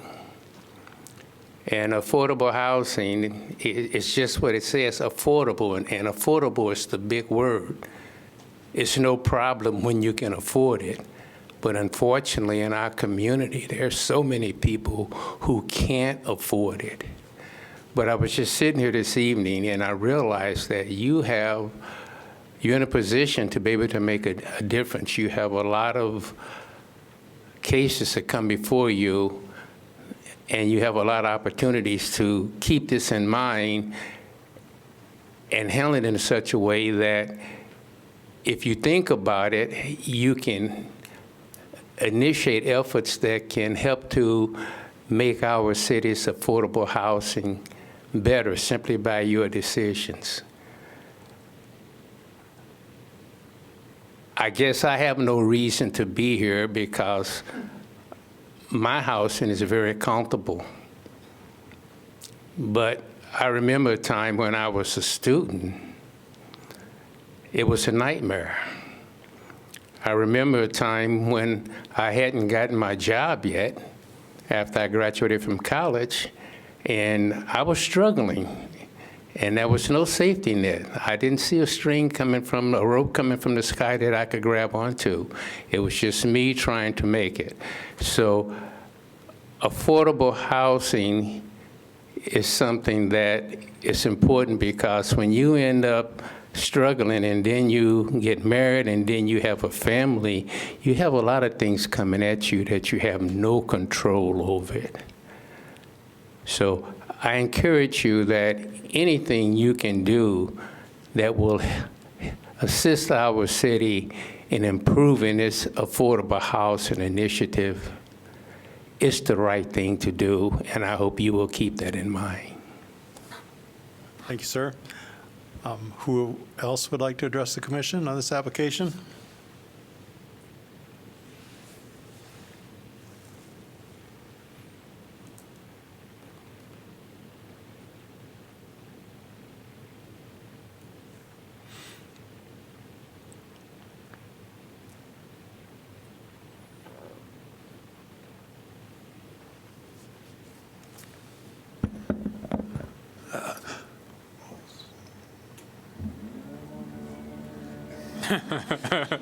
Just don't want to crouch the whole time. Good evening. My name is Andrew Evans, and I live on Dewey Street within 500 feet of the proposed site, and I work as an architect in Iowa City. And I had the staff report pulled up here just to stay on track a little bit, and it had just highlighted a few points. First, kind of a question to the commission.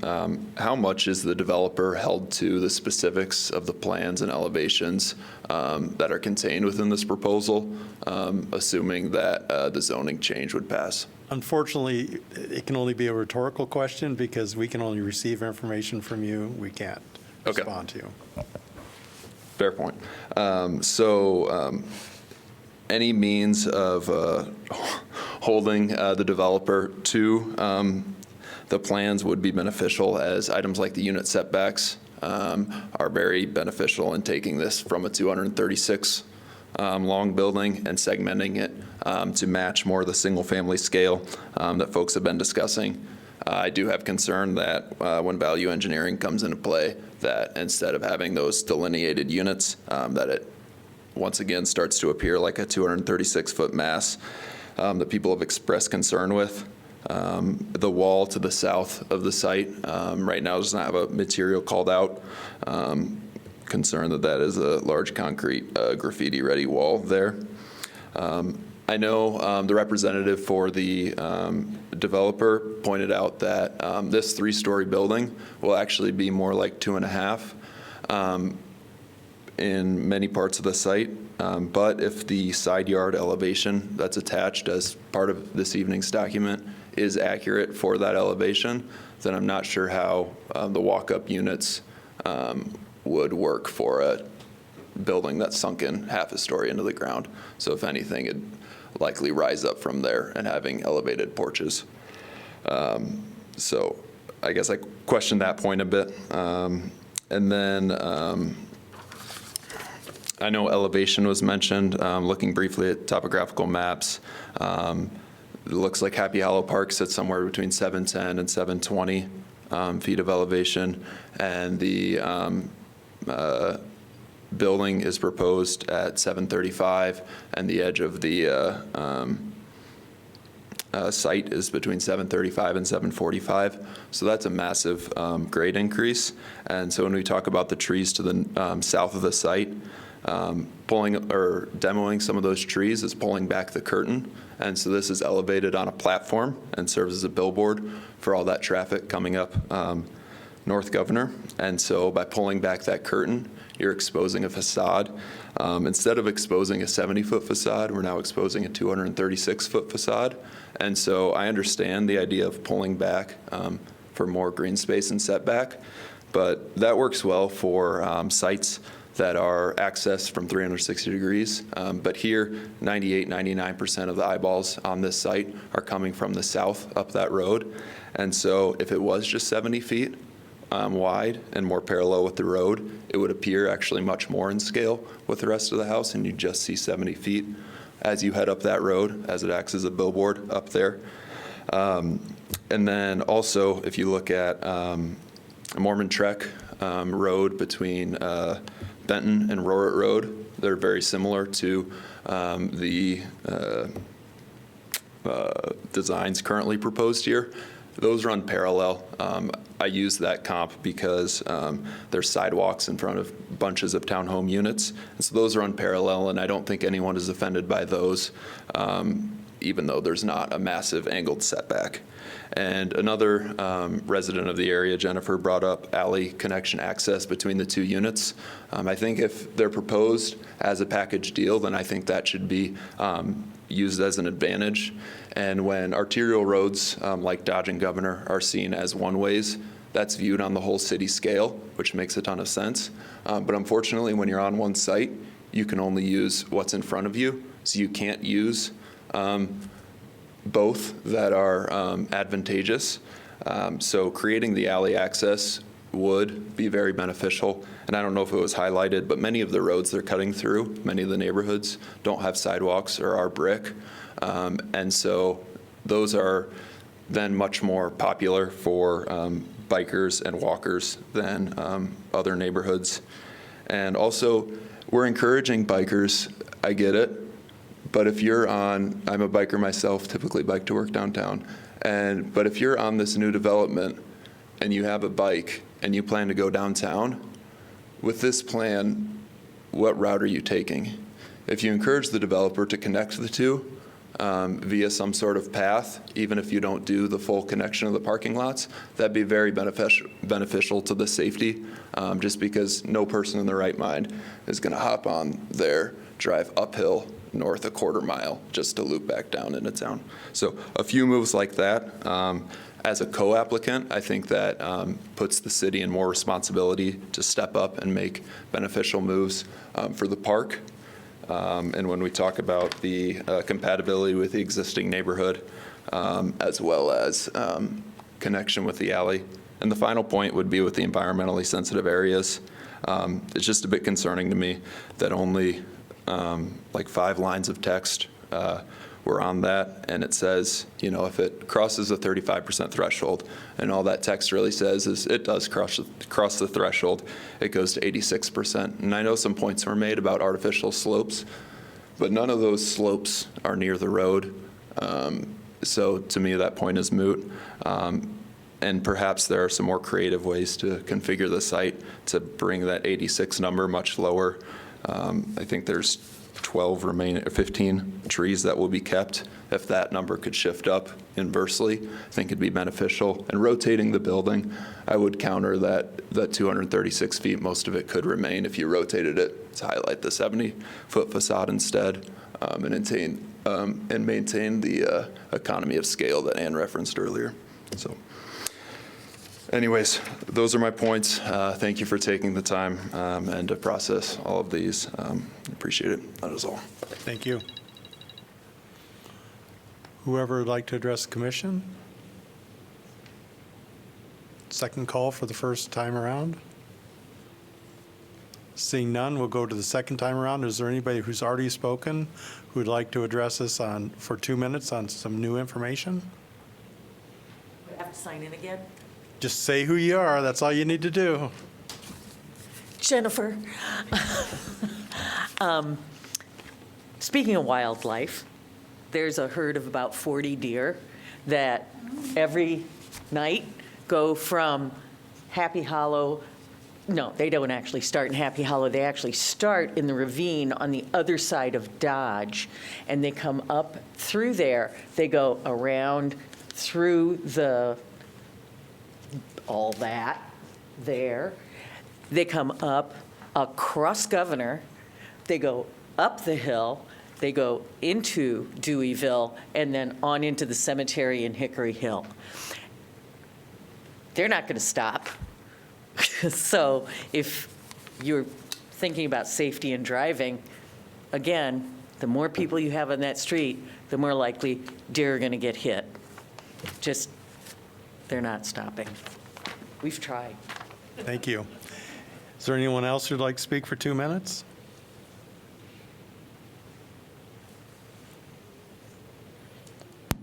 Sharon DeGraw, and I just have a couple points. In reading the report, the staff report, I noticed that there was a fee in lieu paid. I believe that means rent, fee in lieu is the cost of doing business. That's going to be passed on to future renters, making the property more expensive to rent from. And then also, when a small group of us did talk to the MMS engineers and Anne, we asked for a walkway that would connect the apartment complex buildings to the park. And we thought that would be a nice way for people to get to the park safely. And that was turned down. I think that's an incredibly important thing that should be added. And somehow in the course of this discussion, it was misinterpreted that we were wanting to keep people away from the park. That's not true at all. We want people to use the park. We're trying to figure out safe ways that they can access the park. Thank you. Anyone else for the second time around for 2 minutes?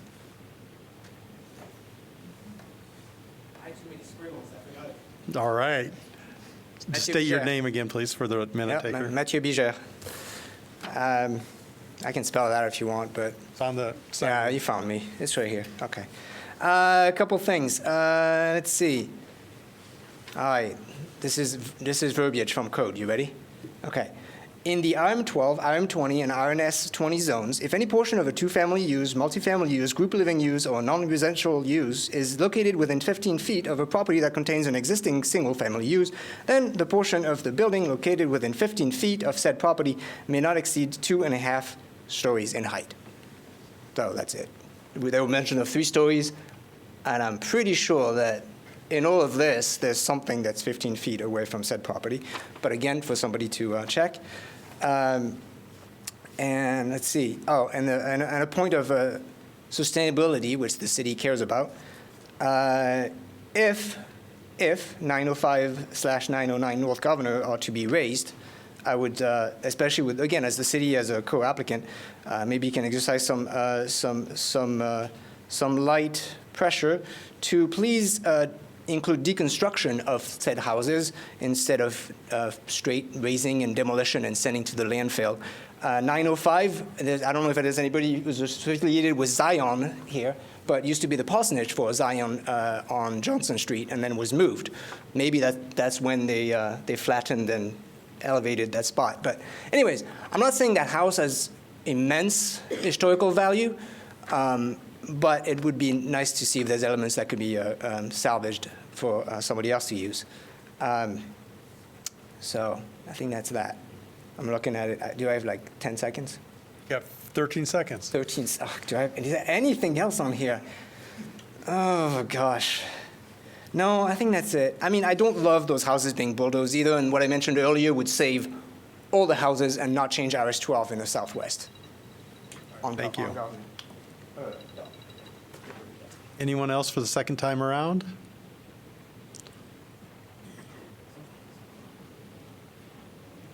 John? Since I need to sign in anyway, Oh, yes, they'll take care of that. I will address a couple And just of. so everybody knows, the reason we ask people to sign in, it's not for any privacy issues. We don't want to infringe on your privacy. It's so the minute taker knows who's speaking, so they can attribute the proper name to the right voice when they're doing the minutes. So just to very briefly add a couple of comments based on some of the additional concerns expressed by the community and the neighbors.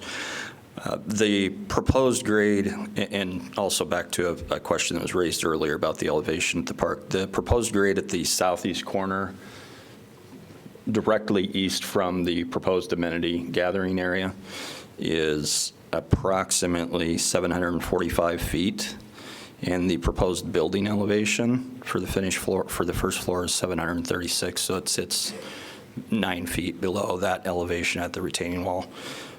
And that's, to answer one of the other questions, that's part of how we would accommodate that gathering seating area amenity, is to have a retaining wall out closer to the right-of-way, allow that seating area. It steps up slowly from the building. It allows that townhome entrance for that building.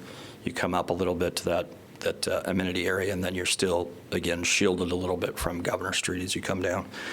The other question that you raised, the existing elevation just north of the basketball court is about 718 feet. So it does slope up to where our retaining wall is. The existing grade at the bottom of our proposed retaining wall is about 722 feet.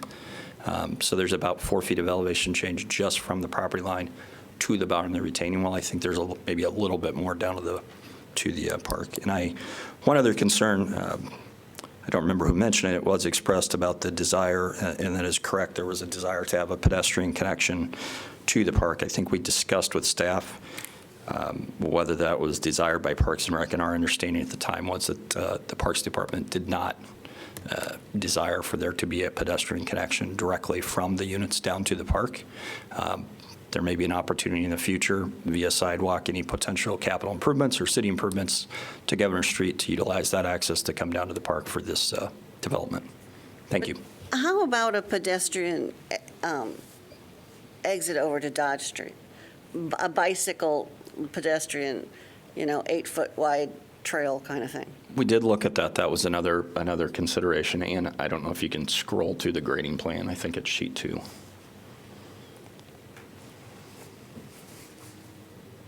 I don't have the grading plan. All right, I will answer. If you look just to right along the property line there, just to the east of the existing parking lot, there's a dumpster pad.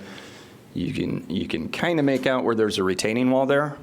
The grades, the west part of the site is significantly higher than the east part of the site. So again, some of those areas around the detention basin, it starts to fall into that ravine. Again, that's some of the areas we're trying to protect. It would be challenging at best to get an actual accessible path from east to west through the site. Okay, because of the elevation change from east to west. Correct.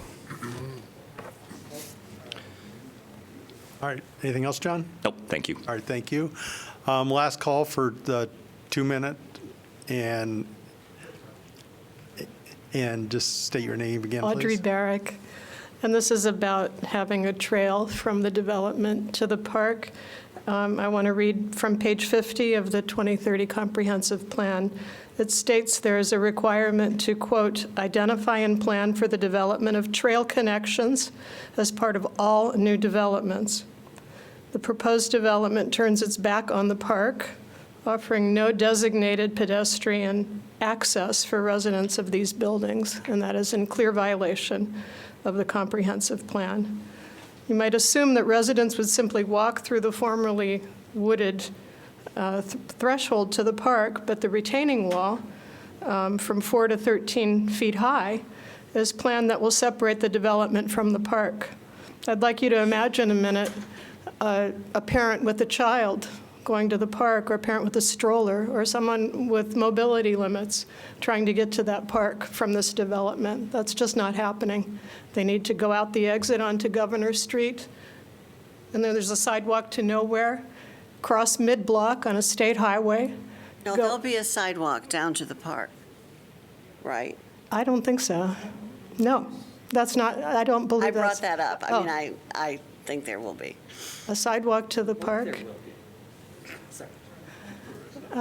There's a little bit of a sidewalk, but I'm not aware of how that leads to the park because of the steep slopes there.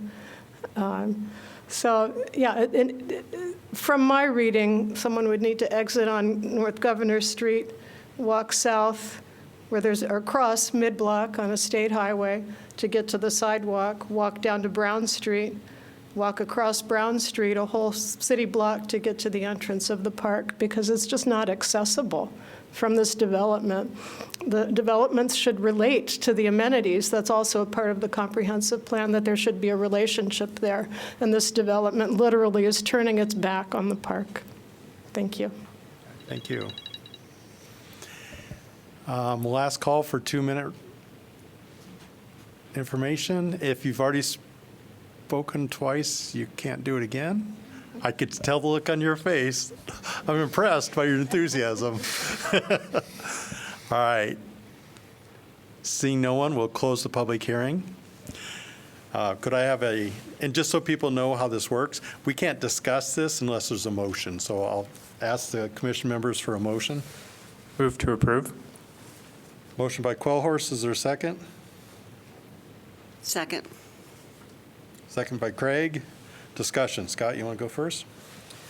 Yeah, so I want to thank everybody for a great discussion tonight. But I make the motion that I make because I think we need more housing. We pay too much for housing, and a lot of people can't afford to live here.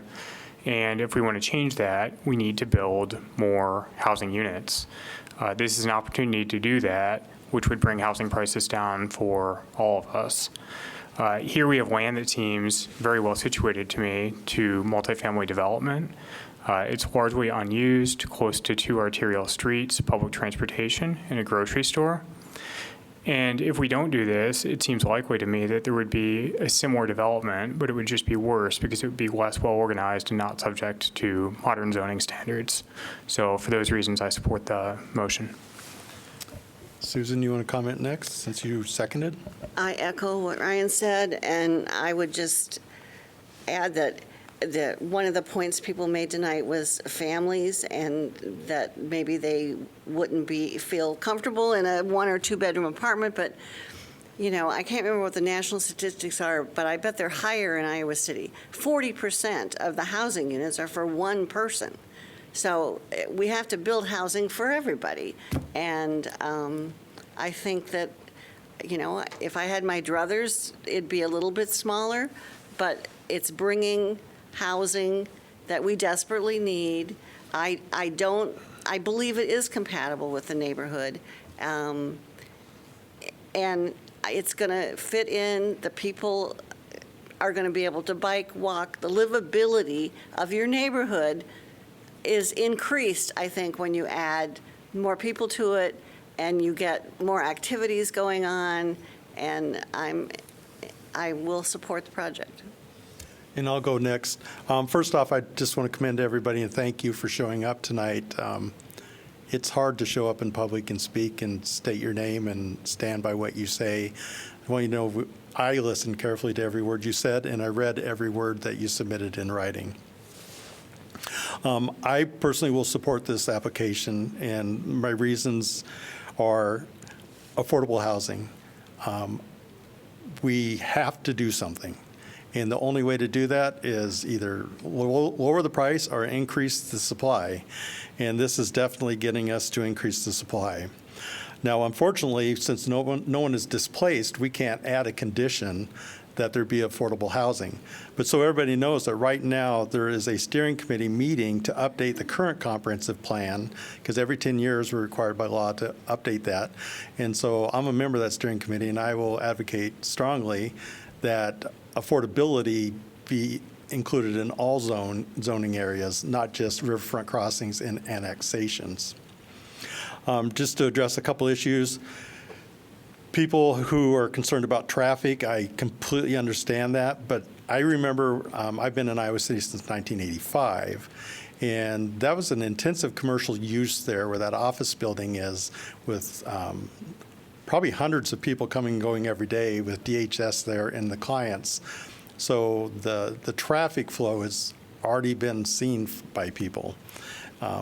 Also, the idea of an alley access, I respect that being brought up, but I think that's not a good idea because all alley accesses turn into cut-throughs, and it leads to increased speeds, and any residents around there will rue the day that an alley or a cut-through was put through that property.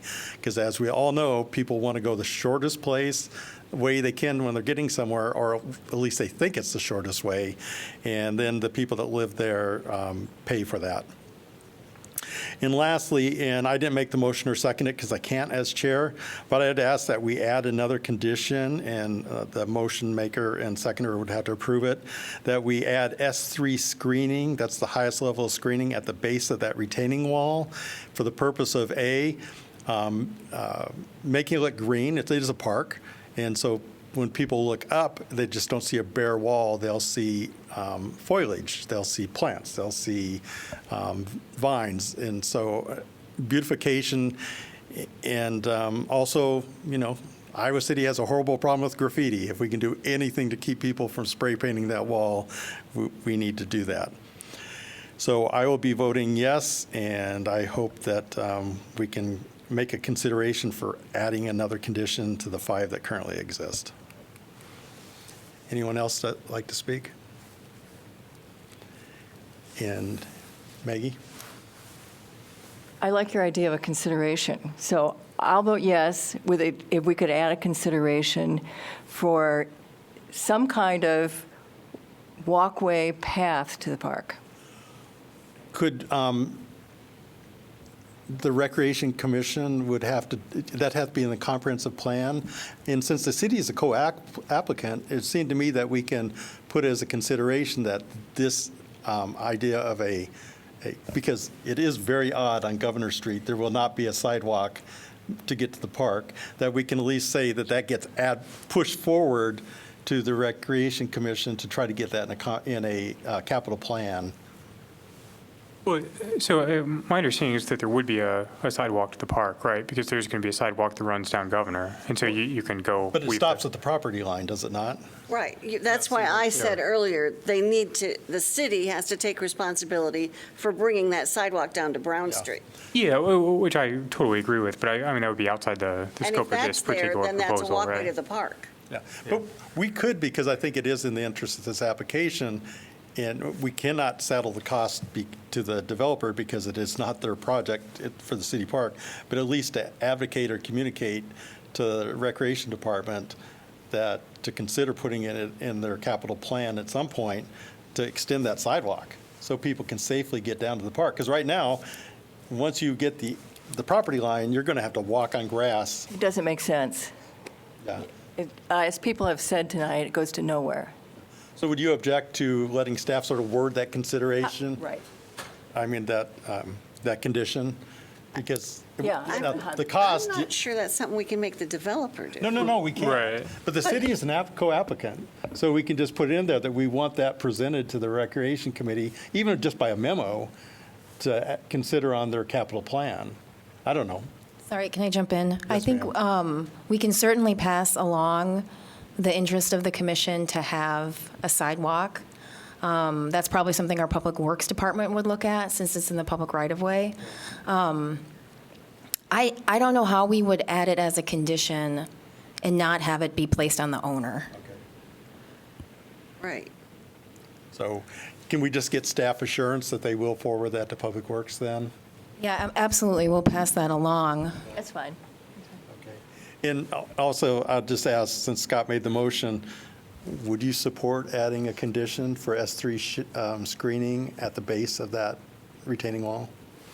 I think screening is generally a good idea, but I guess I'm not familiar with the cost or logistics associated with that. Ann, would staff have any position on that? The applicant actually agreed to it already. When I was speaking it up, they said they wouldn't have no objection to that.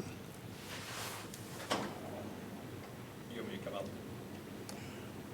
up? Probably not now, so. And does staff have any opinion on I placing mean, that as they're a already condition? putting in a lot of landscaping. That is going to be an added cost, I think, but I think it's a reasonable request. I think it's reasonable too. So, but I can't make a motion, so I've said what I can say. I think, I mean, I would be supportive of including that as a recommendation. I'm fine with it. Okay. Any further discussion by members of the commission? I'll probably be the only no vote on this one, only because I'm looking at these units and the neighborhood, and they're huge. These are, like they say, block-long units.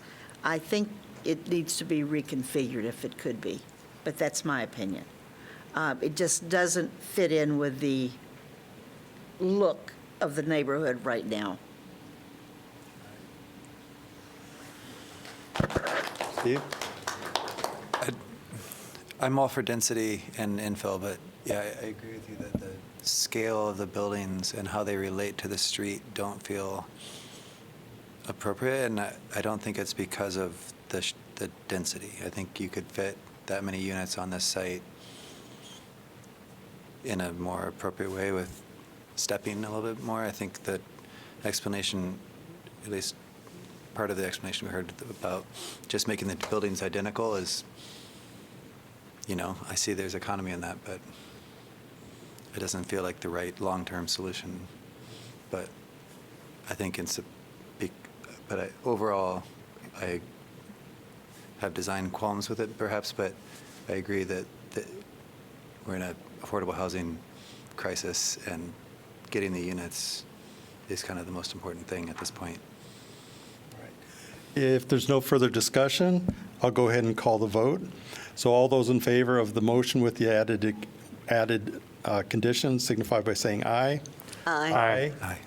Those opposed signify by saying nay. Nay. So the motion is approved 6-1 with Townsend in the negative. All right. Next item, consideration of meeting minutes, December 4, 2024. If anybody on the commission has any. It was last year. Who can remember for so long ago? Has any major additions or corrections? Please let us know. Nope. Seeing none, can I have a motion for approval of the minutes? So move. Motion by Elliott, second by Townsend. Discussion? Hearing no discussion, all those in favor of approval signify by saying aye. Aye. Aye. Those opposed signify by saying nay. Hearing no nays, it is approved 7-0. Item number 7, election of officers. By our bylaws, in February of each year, we are to elect new officers, and now is the time. So we'll start off with nominations for chair. So, any would like to make a nomination? I nominate Susan. You're off, aren't you? I'm off, too. Oh. I'm termed out June 30th. Is it 30 or 31? However many days. I don't know, yeah. So I only have Yeah, I go off, too. 5 months left. The same exact time. So, Good way out, Susan. I nominate Scott. so we got a motion for Quellhorse. I second that. We got a second by Miller. Sorry, is that for president, or not, For chair. Yeah, okay. Does that take place like as of the next meeting then? The next meeting. Well, after we vote, actually, they're the new chair. So, any discussion on that for Quellhorse for chair? Seeing none, I'll call the vote. All those in favor signify by saying aye. Aye. Those opposed signify by saying nay. Very good. Congratulations.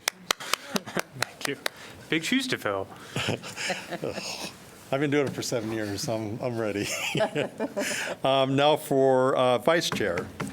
And just so everybody knows, being chair, I can't make a motion or second it. So if people are wondering why I'm silent, that's just because I have no choice. I nominate Maggie. So we got a motion for Elliott. Is there a second? A second. Got Miller for a second. Discussion?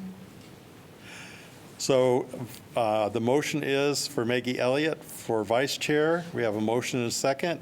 All those in favor signify by saying aye. Aye. Those opposed signify by saying nay. Hearing no nays, it is approved 7-0. Secretary.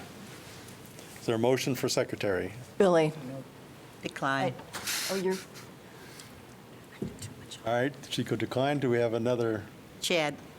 Motion for Chad Wade, is there a second? I second. What's the secretary do? Second is Elliott. So we got motion by Townsend, second by Elliott for Wade as secretary. Discussion? All those in favor signify by saying aye. Aye. Those opposed? Hearing no nays, it is approved 7-0. Next item up, planning and zoning information. Ann. Just a couple items. The two rezonings that the commission saw a while ago with the changes to the OPD rezonings at Western Homes and Cardinal Heights were both approved at council. And just a reminder that there's only one meeting in March. So we will have the first meeting in March, but that will be the only meeting. And what's the date of the canceled meeting? I think it's the 19th. This week is spring break. That's spring break week, Yeah. just so everybody knows why. Actually, we just decided to cancel it because quorum issues. I mean, no sense us going right up to the deadline and then seeing we can't get enough people together. Okay. Yeah, so we'll have a meeting on March 5th, no meeting March 19th. That's all I have. Does anybody on the commission have any P&Z information they'd like to share with their cohorts? Just that, the committee that you're on and that is starting to meet, I appreciate an update on how that's going and who all the members are and, just, We can provide that in the next packet. yeah, great. Okay. Yeah, that's a good idea. Thank you for bringing that up. Any other information anybody'd like to share?